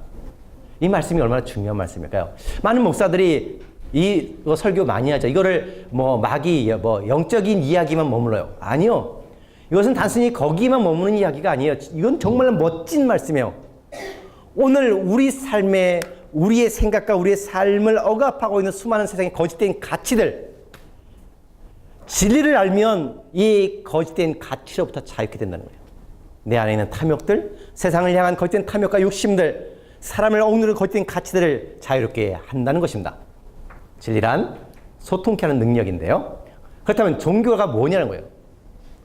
방금 진리가 자유케 한다는 말씀에 비유한다면 종교란 그저 하나님 앞에 나와 주십시오라고 하는 복을 비는 수단이 아니라 중요한 두 가지가 있습니다. 여기 있습니다. 자, 하나님께 복을 비는 수단이 아니에요. 종교란 복을 얻죠. 그러나 그걸 뛰어넘어서 첫 번째, 하나님과 나 사이의 소통을 가로막는, 내가 하나님 앞에 나갈 때 그분을 맡고 있는 내 안에 숨겨진 세상을 향한 탐욕들, 거짓된 가치들을 벗겨내는 작업들이에요. 진리는 끊임없이 나를 하나님 앞에, 하나님이란 거울 앞에 보이면 내 안에 거짓들을 가치를 끄집어내요. 그래서 정말 하나님의 가치로 나를 채우는 거죠. 두 번째입니다. 정말 중요한 거죠. 이 세상 사람들을 억압하고 소외시키는 거짓된 가치들을 제거하며 그들을 자유케 해야 한다는 것입니다. 이게 바로 종교의 역할입니다. 여기에는 그래서 종교가 정치로 참여할 수 있는 부분이 있는 거죠. 왜? 정치는 삶이기 때문에. 왜 종교가 정치에 관여하냐고요? 정치는 삶이기 때문에 종교가 당연히 목사 신부가 관여해야 되는 부분인 거죠. 그래서 오늘 우리에게 필요한 것은, 병든교회가 회복하기 위해 필요한 것은 해방의 영성이에요. 세상의 많은 억압들을 거짓으로부터, 거짓된 가치로부터 해방케 하는 해방의 영성, 이것이 바로 소통의 영성이라는 거죠. 그런데 오늘 한국교회는 어떤 모습일까요? 예수는 해방케 하는 자였어요. 소통케 하는 자였어요. 그렇다면 오늘 한국교회는 과연 해방하는 자, 소통케 하는 자냐고요? 아니요. 정반대죠. 복이라는 이름 아래 탐욕을 조장해요. 설교를 나 어떤 목사는 딱 그 설교를 들으면 설교를 딱 시작하면 뭐부터 시작할까요? 이상한 성공 사례부터 시작해요. 누가 실패했는데 그럼에도 11조를 얼마를 했더니 복을 얼마를 주시더라. 출처도 불분명해요. 근거도 불확실해요. 여러분 그의 설교예요? 뭘까요? 탐욕을 주장하는 거죠. 그건 믿음이 아니고 신앙이 아니에요. 뭐예요? 탐욕이에요. 탐욕을 조장하고 있다는 거죠. 여러분 복이라는 미명하에 탐욕을 주장하고 하나님의 이름으로, 하나님의 영광이라는 이름으로 성도들을 억압하며 종교의 노예화를 만들고 있어요. 종교는 이 노예로부터 자유케 하는 거예요. 그런데 오히려 종교가 노예화. 그래서 마르크스가 말한 마약을 만들고. 그래서 아편이다. 종교는 아편이란 말을 당연히 들어싼 형식이다라고 할 수 있죠. 그렇다면 소통케 하는 길 예수와 담장 안에 갇힌 예수, 한국교회의 차이는 무엇일까? 라고 했습니다. 여기 있어요. 제가 둘째 시간에 했던 것 같아요. 교회가 신앙생활의 모든 것이란 성전 중심의 신앙 때문에 그래요. 예수님은 길 위를 달려가셨어요. 그런데 교회는 성전이라는 교회 안에 갇혀있기 때문에 벌어지는 일이다. 제가 둘째 시간에 그랬죠? 여러분 교회가 성전입니까? 교회는 성전이 아니라는 거죠. 우리 한 사람 한 사람이 성령이 계신 성전이에요. 교회란 성전이 아니라 은혜로 구원받은 이들이 함께 모여 예배하는 장소에 불과한 것. 근데 왜 교회가 성전이라면 왜 그렇게 수없이 경매 물건이 나오냐고요? 그러면 경매 나오는 건물 교회마다 그러면 하나님도 다 경매에 붙었습니까? 아니잖아요. 교회는 성전이 아니에요. 우리가 그 의식을 깨지 않으면 우리는 심각한 병든 신앙이 된다는 거죠. 자, 오늘 우리에게 소통 사명을 감당하기 위해서는 교회 안에 갇힌 신앙이 아니라 세상으로 달려가는 길이의 영성이 필요해요. 교회라는 울타리를 뛰어넘을 수 있는 일상의 영성이 필요하다는 것입니다.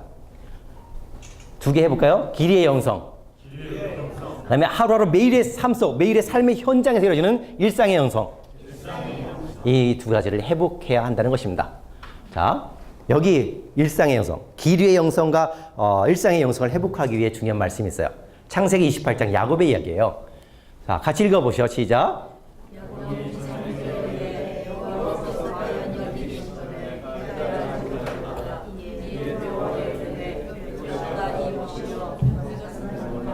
하나님의 집이요 하늘의 문이다. 자, 여러분 야곱이 잠을 깨었어요. 형 에서부터 도망가다가 잠이 깨었어요. 하나님 꿈속에서 하나님을 만났어요. 깨면서 놀랍다 두렵다. 내가 알지 못했는데 알고 보니 여기가 바로 이곳이 하나님이 계신 거예요. 하늘의 문, 하늘의 성전이라고 이야기하고 있습니다. 그렇다면 여기 중요한 단어가 있습니다. 이곳, 여기와 이곳은 어디를 말할까요? 한번 질문 던져볼게요. 만약에 그러면 야곱이 그날 정말 다리가 너무 아팠어. 다리가 너무 아프고 재수 없어가지고 바로 이곳에 잠이 들지 못하고 한 1km 더 많이 못 갔어요. 그래서 1km 떨어진 곳에서 잠이 들었다면 그날 하나님을 만날 수 있었을까요? 못 만났을까요? 만날 수 있었겠죠? 이곳이 아닌데도 만날 수 있었겠죠? 네. 예. 그렇다면 야곱이 말한 이곳이란 특별한 장소일까요? 아닐까요? 특별한 장소는 아닙니다. 아니죠. 그럼 이곳이 어딜까요? 만약에 이곳이란 곳이 특별한 어떤 한 장소 지명을 말한다면 오늘 우리가 그 장소, 야곱이 누웠던 장소를 찾아가면 우리도 하나님의 꿈을 꿀 수 있을까요? 아니잖아요. 그렇다면 이곳은 어디를 말해요? 예, 바로 내가 있는 자리예요. 내가 살아가는 내 삶의 현실, 내가 있는 자리, 내 발걸음, 그것이 바로 하나님의 문이요 하나님의 성전이라고 야곱이 고백하고 있는 거죠. 그래서 하늘의 문, 하나님의 집인 여기 이곳이란 평화가 필요한 이곳이에요. 사랑이 필요한 미움으로 가득한 이곳이에요. 용서가 필요한 상처의 눈물로 가득한 바로 이 자리예요. 일치가 필요한 분열의 아픔이 있는 이곳이 바로 하나님의 집이에요. 믿음이 필요한 여기 있는 바로 이 우리 삶터가 하나님의 집이에요. 희망이 보이지 않고 절망으로 낙심하는 이들이 있는 이곳, 바로 그곳이 하나님의 집입니다. 빛이 필요한 캄캄한 어둠 속에 쌓인 이곳이, 기쁨의 회복이 필요한 슬픔의 눈물이 넘쳐나는 탄식이 있는 그곳이 하나님을 만날 장소입니다. 위로가 필요한 이들이 있는 곳, 이해와 사랑이 필요한 이웃들이 있는 바로 그 자리, 우리 삶의 그 현장이 하나님을 만날 하나님의 성전이라고 오늘 성경은 말하고 있습니다. 자, 여기에 요한계시록 3장 20절에 볼지어다 내가 문 밖에 서서 들으노니 이 말이 있습니다. 여기 볼지어다란 말이 있어요. 이거를 영어 성경에는 이렇게 번역하고 있습니다. 자, 누가 읽어주세요? Here, 해석이 뭐죠? 나 여기 있다. 내가 여기 있잖아. Here, here. Here가 어딜까요? 여기. 교회당을 말하는 건 아니잖아요.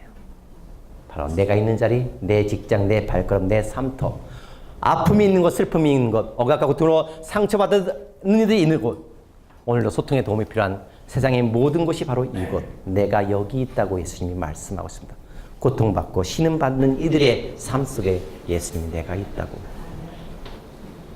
우리가 교회당 안에 갇혀있는 죽은 신앙이 아니라 세상으로 달려가 세상을 소통해야 될 이유가 여기 있는 거죠. 마태복음 25장에 이렇게 말씀합니다. 오른쪽 왼쪽 사람을 구분했죠. 그리고 너희가 내가 굶주릴 때, 내가 배고팠을 때, 내가 오래 갇혔을 때 너희 나를 찾아왔죠. 그러니까 우리가 언제 그랬냐니까 예수님 말씀하죠. 너희가 여기 내 형제 중에 지극히 작은 자 하나에게 한 것이 내게 한 것이다. 여기 지극히 작은 자, 여기 눈물 흘리는 자, 여기 고통받는 자에게 한 것이 곧 내게 한 거라고. 예수님은 작은 자와 자기를 동일시합니다. 예수님은 자기에게 뭔가 달라고 한 적이 없어요. 고통받는 자와 늘 동일시하고 있어요. 예수님이 지옥불에 빠지라고 하는 사람들이 있습니다. 그때 이 사람들이 내가 언제 예수님께 되지 않았을까 할 때 예수님을 합니다. 작은 자에게, 작은 자 하나에게 하지 않은 것이 내게 하지 않은 것이다. 작은 자, 여러분 기억해야 됩니다. 여기에 있는 작은 자가 예수라는 것이죠. 우리가 예수를 만나기 위해 어디로 갈 것인가입니다. 그래서 오늘 작은 자들을 외면하며 교회 안에 갇혀있는 죽은 신앙에서 길 위에 예수를 찾아 세상을 소통케 하는 신앙으로 거듭나야 한다고 오늘 예수님 우리에게 말씀하고 있습니다. 보시죠. 길에 가다 어떤 사람 가다가 강도를 만났어요. 세상이 그를 보고 외면하고 지나갔습니다. 바리새인이 외면하고 그냥 지나갔어요. 나 바쁜데, 나 지금 성경책 들고 있네요. 나 예배 드려야 돼요. 예배 인도해야 돼. 설교해야 돼. 기도해 줘야 돼. 신방 가야 돼. 갔습니다. 그런데 지나가다 사마리아 사람이 이를 데려다가 여관에 앉히고 돈을 지불해 줬습니다. 지금 누가 이 고통받는 이웃의 사람이 이웃이냐고 묻고 있습니다. 누가 이 사람이 이웃이냐고. 그러면서 예수님 말씀하십니다. 가서 너도 이와 같이 하라. Go and do likewise. 아주 간단했어요. 가라. 그리고 하라. 예수님 명령하셨죠. 근데 얼마 전에 한 목사가 이렇게 했죠. 정의에 대해서 선택. 나는 선택하겠다고 했잖아요. 정의의 삶을 살아가는 것. 소통의 또 다른 말은 정의예요. 무슨 선택이 아니라 우리의 예수님의 명령이라는 사실이에요. 선택이 아니라. 예수님 말씀입니다. 행하라. 내 이웃을 쭉 말씀하시는데 행하라. 그럼 살리라. 또 말씀하시죠. 누가 강도 만난 자의 이웃이 되겠냐? 가서 이와 같이 하라. 라고 말씀했습니다. 행하라. 살리라. 가서 이와 같이 하라. 이 말은 강도 만난 이웃의 눈물을 닦아주고 아픔에 치유하라는 말씀이죠. 야고보서 2장 14절에 이렇게 말해요. 믿음이 있다고 하면서 행함이 없으면 무슨지 같이 읽어보겠습니다. 다시 시작. 내 형제들아 만일 사람이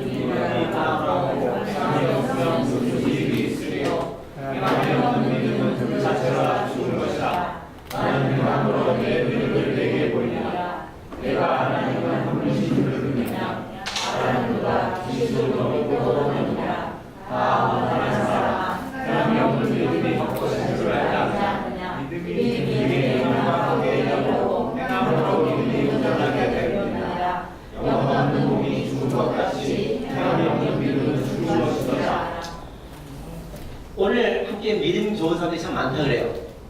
기도도 많이 하고 영빨 있는 사람도 있고 은사를 체험하는 사람도 많아요. 그런데 명빨도 있고 뭐 별한 사람도 별로 많은데 행함이 있는 사람은 별로 생겨요. 소통케 하는 사람은 참 별로 없다. 그런데 야고보는 말하기를 행함이 없는 믿음은 죽은 것이다.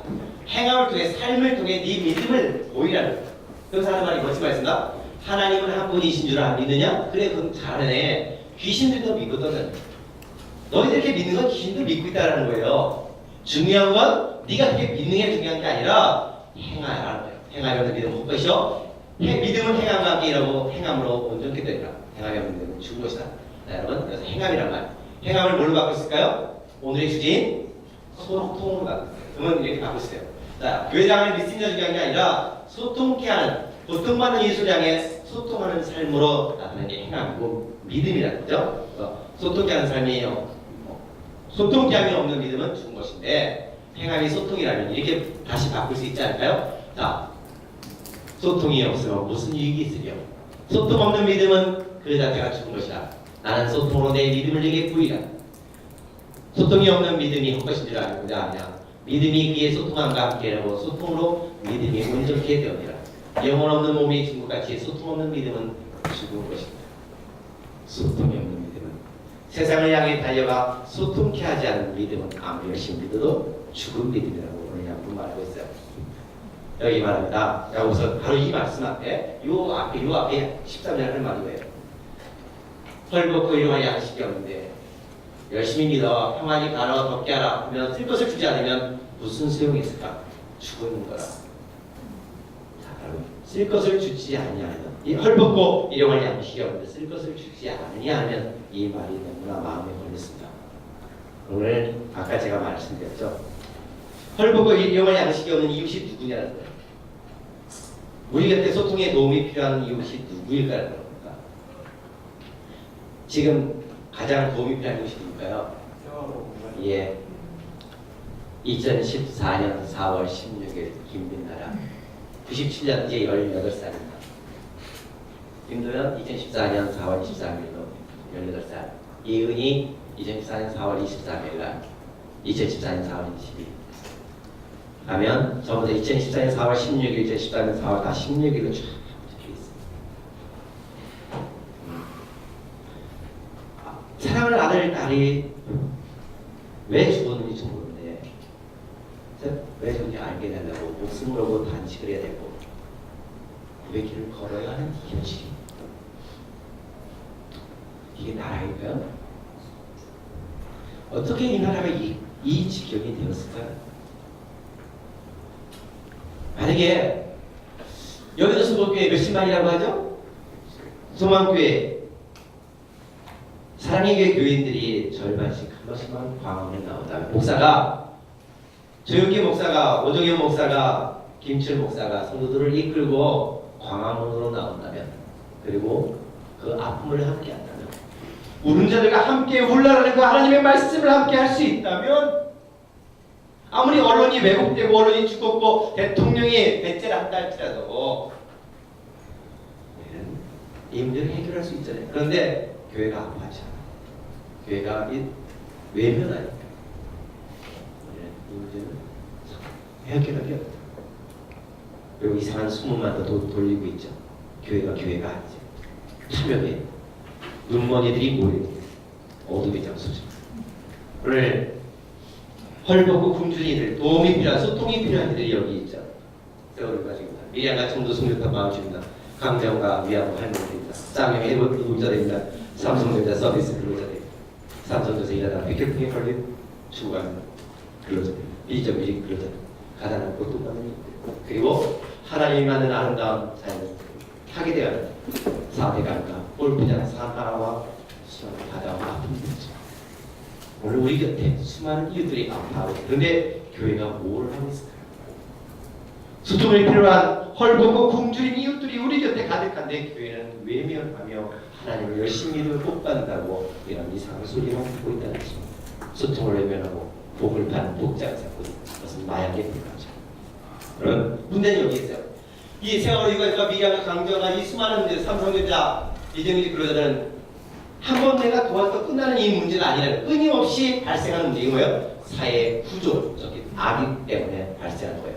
그래서 오늘 우리가 해야 될 일은 한 번 도움을 주고 끝나는 문제가 아니라 이 사회의 어떤 사회 구조를 신뢰하는 삶을 같이 살아야 한다는 것입니다.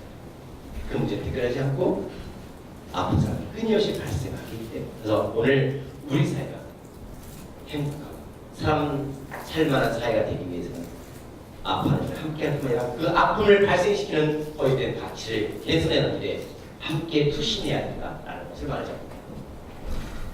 네, 방금 말한 거죠. 예수님은 아까 말씀드린 종교개혁, 사랑, 경제개혁 이런 여성주의자처럼 사회를 치유하시다는 겁니다. 삶을 통해 삶을 치유하시다는 번아웃이라는 말이 있습니다. 무슨 말인지 아시죠? 지쳐버려요.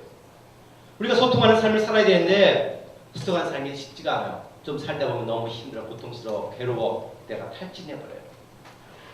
많은 환경운동가들이 저한테 얘기해요. 그러다 보면 제가 4대강 문제를 할 때 한 몇 달, 1년 이러다가 사람들이 목사님은 안 힘들어요? 안 지쳐요? 라고 이야기 저한테 하는 사람들이 굉장히 많아요. 그래서 저는 늘 끊임없이 달려갔어요. 내 안에 그분이 있기 때문에 그분이 주시는 힘으로 끝까지 달려갈 수 있었습니다. 요즘 제가 좀 다른 일 하나 좀 쉬지만 여러분 번아웃 되지 않으려면 무엇이 필요할까요? 바로 여기에 있습니다. 여러분 번아웃 된다는 것은 다 타서 없어지는 거예요. 극도로 피곤해요. 무기력한 상태 되는 건데요. 번아웃 되지 않으려면 평생 동안 소통하는 자의 삶을 살려면 어떻게 해야 되는 거예요? 바로 여기습니다. 아까 여기가 10장. 예수는 어떤 소통을 한다고 했죠? 두 가지 소통. 첫 번째 소통은 사람과 사람 사이의 소통을 했습니다. 두 번째는 하나님과 나 사이의 소통을 하겠습니다. 바로 사람과 사람 사이의 소통은 버림과 나눔과 낮아짐을 통해 달려갈 수 있는 용기와 사랑이 필요한 거고, 두 번째 소통, 하나님과 나 사이의 소통을 해서는 내 안에 복음이 필요한 거다 했습니다. 나를 위해 하나님이 무엇을 입으시는가. 이 복음은 제가 지난주에 좀 한 절반쯤 했습니다. 자, 복음은 다음번에 맞아 전체 다시 하겠습니다. 자, 내게 소통을 위해서 내 안에 끊임없이 내게 힘이 되는 복음, 다음번에 하도록 하고요. 오늘 이제 내 안에 복음이 필요하다는 말씀을 이제 드리고, 자, 그러면 복음을 하고 이제 2월 말씀드릴게요. 이제 오늘 이제 마무리 말씀입니다. 그렇다면 우리가 소통하는 삶이 되기 위해서 우리에게 필요한 게 무언가입니다. 복음은 제가 다음번에 하겠습니다. 그러면 자, 세상의 변화가 필요합니다. 어떻게 소통케 하는 삶을 살아갈 것인가라는 겁니다. 어떻게? 그러면 소통하는 자의 삶을 살아가야 되는데 우리가 어떻게 소통을 이룰 수 있을까? 제일 중요한 건 그들이 현장에 들어가는 거죠. 아파하는 이들이 현장에 들어가 같이 아파하고 눈물 흘리고 치유하고 하는 거죠. 그런 내용은 또 하나 있습니다. 내가 같이 아파한 걸 하나 넘어 더 한 가지 할 수 있는 일이 있어요. 뭘까요? 정말 세상의 변화를 보이는 거예요. 어떻게 변화할까요? 자, 오늘의 언론이 이거죠. 현실은 늑대예요. 그런데 방송에 뭐로 나가요? 순한 양으로요. 그러면 국민들은 뭘만 봐요? 늑대가 아니라 순한 양으로 보고 있어요. 오늘 대한민국의 현실이잖아요. 자, 이 사람이 앞에 가는 사람은 찔러졌어요. 이 사람 피해자고 이 사람이 가해자예요. 그런데 방송은 어떻게 나가요? 피해자가 가해자로 나오고 있어요. 언론의 외부의 현실. 오늘 대한민국의 현실이에요. 죽은 언론의 모습이죠. 텔레비전이 이렇게 발달했어요. 옛날 흑백 TV에서 칼라 TV로 지금 이거 무슨 TV라고 하나요? PD인데? 텔레비는 화질은 좋아졌어요. 그런데 그 내용은 달라요, 안 달라요? 똥. 냄새는 더 아주 똥의 화질만 좋아졌어요. 아침 똑같죠? 여러분, 언론의 죽은 언론의 모습이에요. 여러분에게 질문 하나 드릴게요. 만약에 전쟁이 났어요. 자, 지금 내 목숨과 전쟁이 나서 내 목숨과 내 가족의 목숨을 지키려 한다면 여러분 칼과 권총 중에 우리 장모님 뭘 선택하시겠어요? 그냥 낭만적으로 싸우시래요? 칼 들고? 낭만 찾다가 칼 짚고 내기도 전에 죽게 되죠. 자, 그래서 칼로 싸울 사람 손 들어보세요. 아무도 없냐? 자, 저는 총 아닌데요. 네? 총 말고 망치로 써. 망치를 하시네요. 해보세요. 네. 자, 권총과 기관총 중에 당연히 기관총을 택할 거예요. 수석기와 사직도 중에 자직도가 더 좋겠죠. 범선과 항공모함 중에 항공모함을 선택할 것입니다. 왜? 화력이 좋다. 세상이 달라졌다. 세상이 놀랍게 변하고 있다는 변화하고 있는 세상에 변화를 볼 수 있을 때 근데 많은 사람들이 변화를 보지 못해요. 시민단체가 변화를 보지 못해요. 이 변화란 무엇을 말할까요? 우리가 세상을 싸워나가고 세상을 소통할 수 있는 좋은 모기가 있어요. 근데 우리는 그 무기를 잘 사용하지 못하고 있다는 거예요. 그래서 이렇게 말해요. 완전 체인지 왜 변하지 않습니까? 여러분 이 광고 보신 적 있죠? 몇 년 전에 국회 변하지 않는 국회에 대해서 분명한 건데요. 변화를 요구합니다. 오늘 하나님 우리에게 변화하라고 말한다. 세상이 변화하고 있으니 변화하라고 말씀하고 있어요. 당신도 변화가 가능합니다. 당신도 세상에 소통을 가져올 수 있습니다. 당신도 가능합니다. 당신은 대출만 가능한 게 아니에요. 변화를 가져올 수 있는 사람이 될 수 있다는 거죠. 그럼 변화를 어떻게 가져올 수 있을까요? 여러분의 손가락을 무기로 만드십시오. 그럼 여러분의 손가락을 멋진 무기로 만드십시오. 어떤 무기? 사람을 죽이는 살인 무기가 아니라 사람을 살리고 사회를 변화시키며 사회를 소통하는 글 쓰는 무기로 만드십시오. 여러분의 손가락이 무기가 글을 쓰고 사진을 찍고 영상을 만들어내는 무기를 만들어낸다. 여러분 한 개인이 머무르지 않고 우리 더 세상에는 더 빠른 데서 세상으로 만들어낼 수 있다는 거예요. 왜? 바로 인터넷이라는 때문에. 여러분 싸이가 어느 갑자기 이렇게 유명해질 수 있을까요? 왜 그랬죠? 인터넷 때문에. 홍보를 잘해서가 아니라 인터넷을 통해 순식간에 전 세계에 퍼져나갈 수 있어요. 거기에 숨은 비결이 하나 있습니다. 그 노래는 아름답고 노래가 좋아서가 아니라 바로 펀이죠. 즐거워. 재미가 있었기 때문에. 여러분 우리가 전하는 진실들을 펀하게 만들어낸다는 그 공유의 힘은 엄청나다는 것입니다. 오늘 여기에 오마이뉴스 우리 본부장님도 와 계시고 그런데요. 오마이뉴스의 힘도 굉장히 크죠. 저는 늘 이렇게 말합니다. 오마이뉴스란 그냥 많은 언론 중에 하나가 아니라 내가 세상의 언론이 되게 하는 힘이에요. 제가 글을 씁니다. 전에 제가 글을 쓰면 50만 명, 60만 명, 80만 명씩 봤어요. 내가 하나의 언론이에요. 근데 저만이 아니라 여러분도 가능하다는 거예요.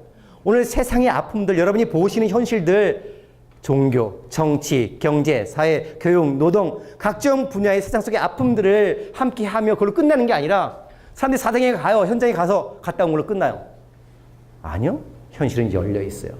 누구나 글을 쓸 수 있어요. 그것을 세상에 많은 사람이 나눌 수가 있어요. 근데 그렇게 하는 사람들이 별로 없다는 거예요. 오늘 교회가 잘못됐어요.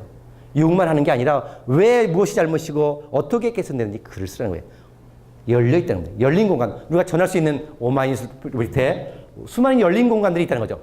자, 한 인디밴드가 유나이티드 항공사를 타고 여행을 떠났습니다. 그런데 기타를 비행기 기내에 실지 못했어요. 화물칸에 실어 가서 화물칸에 실었습니다. 근데 보시듯이 목이 뚝 부러졌어요. 보상해달라고 했더니 보상을 안 해줬습니다. 그래서 이 인디밴드가 노래를 만들었어요. 아주 펀하게, 아주 재미있게. 그래서 그걸 유튜브에 올렸어요. 인터넷에 올리고 단 4일 만에 주식이 10%인가가 단 4일 만에 10%가 툭 떨어졌어요. 폭락했던 사실이에요. 여러분, 인터넷의 힘.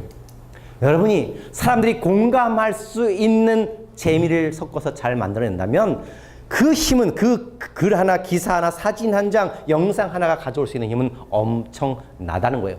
근데 그것은 열린 공간이에요. 누구든지 할 수 있다는 거예요. 근데 왜 안 해요? 여러분의 손가락을 무기로 만드세요. 나중에 오늘 저희가 이제 하다 보면 제가 이제 글쓰기 강좌도 나중에 또 할까 싶어요. 따로. 나중에 왜 우리가 어떻게 글쓰면 어떻게 하면 더 좋은 글을 더 쉽게 공감하는 글을 쓸까 그런 글도 이제 우리가 이제 따로 이제 할 텐데요. 오늘은 이제 그 앞에 맛배기만 소통의 수업 속에 할 수 있는 잠깐만 하겠습니다. 그래서 여러분이 오늘 집에 가서 유나이티드 기타라고 한번 검색해 보세요. 그러면 그 재미있는 영상이 올라와요. 얼마나 재미있는지 몰라요. 그 재미를 통해 이렇게 영향을 일으키죠. 자, 한 사람의 힘을 보십시오. 몽골의 중국의 한 사막입니다. 이 여인이 뭐하고 있을까요? 물지개를 지고 옵니다. 왜요? 사막에 나무를 심었습니다.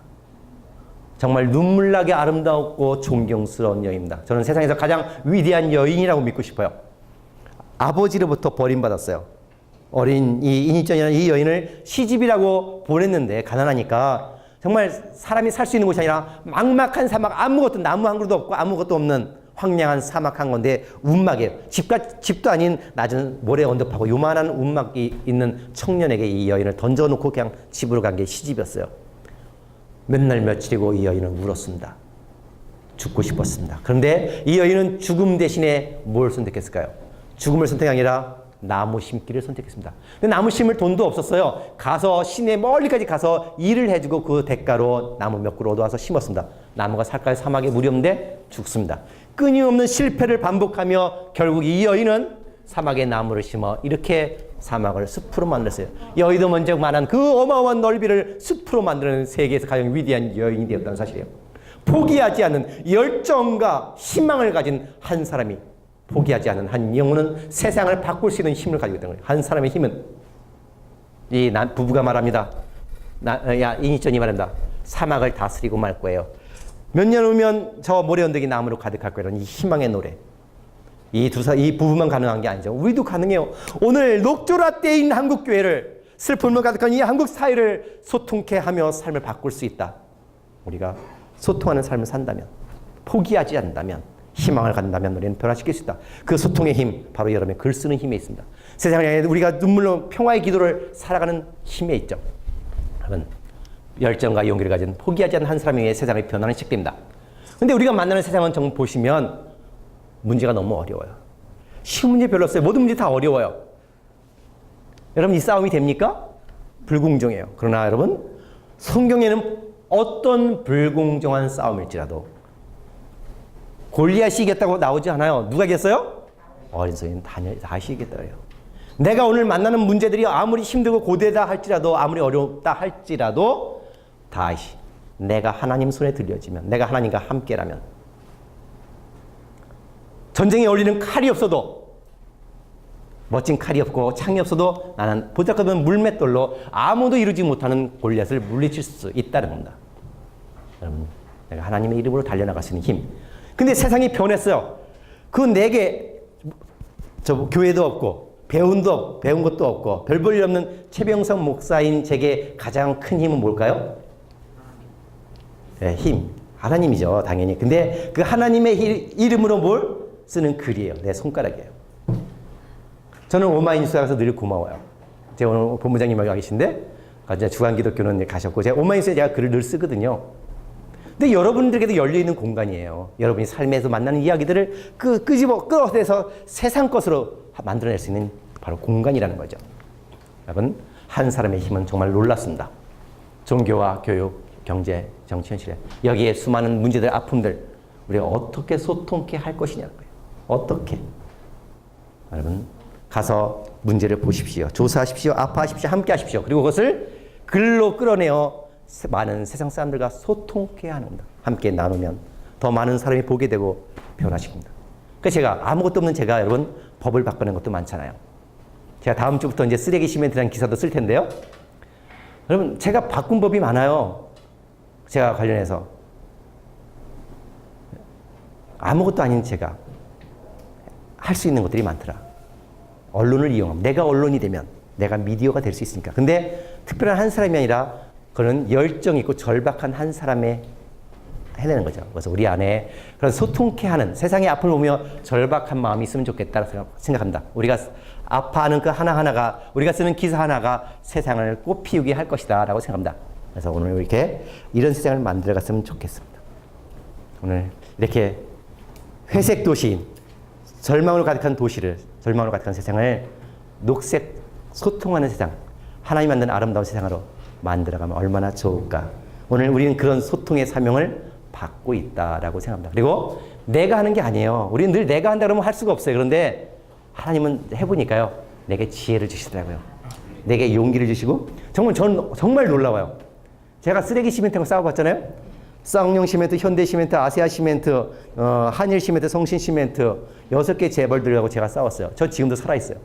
시멘트 회사 사장들이 저를 우리나라 3번째 손가락에는 법무법인 변호사를 수없이 줘갖고 저를 명예훼손으로 서울중앙지검에 고소했어요. 전 지금 멀쩡하잖아요. 놀라운 건 그때마다 내가 정말 열정적으로 달려가니까 하나님이 모든 비밀들을 보여주시는 거예요. 정보들. 각종 정보원들 통해서 내가 생각지도 않은 것들을 보여줘요. 내가 할 때마다 가는 곳마다 4대강 사업부터 현장 가면 보여주시고 그래서 그것들을 나는 글로 하나님이 인도하고 보여주신 것을 나는 단지 썼을 뿐이에요.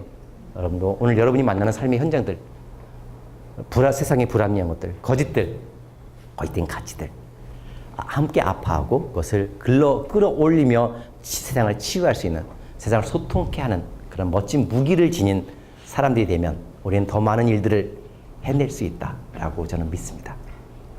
자, 고맙습니다. 함께 기도하겠습니다. 사랑의 하나님 아버지 감사합니다. 오늘 이 세상에 너무나 아픔이 많습니다. 우리 주변에 너무나 아픔으로 가득합니다. 오늘 이 정치가 악해서 경제가 악해서 오늘 종교, 교회가 악해서 사람들을 헐벗고 굶주리고 피눈물 나게 하고 있습니다. 하나님, 우리가 늘 기도하는 사람이 되게 하시고 기도하며 주님이 보여주신 그 지혜를 가지고 능력을 가지고 세상으로 달려가 함께 아파하며 함께 눈물 흘리며 그들을 위로하고 치유하며 세상을 소통하는 저희들 되게 하여 주옵소서. 우리의 능력이 되어 주옵소서. 세상을 향해 달려나갈 수 있는 당신의 음성이 되게 하여 주옵소서. 주님 바쁜 중에도 오늘 이렇게 이 자리에 함께 했습니다. 하나님 집으로 돌아가는 발걸음 지켜주옵시고 그 가정에 늘 평화와 기쁨이 충만케 하여 주옵소서.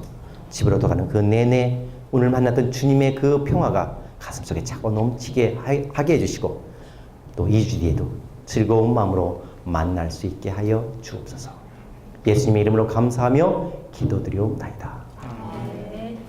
여러분 수고 많으셨습니다.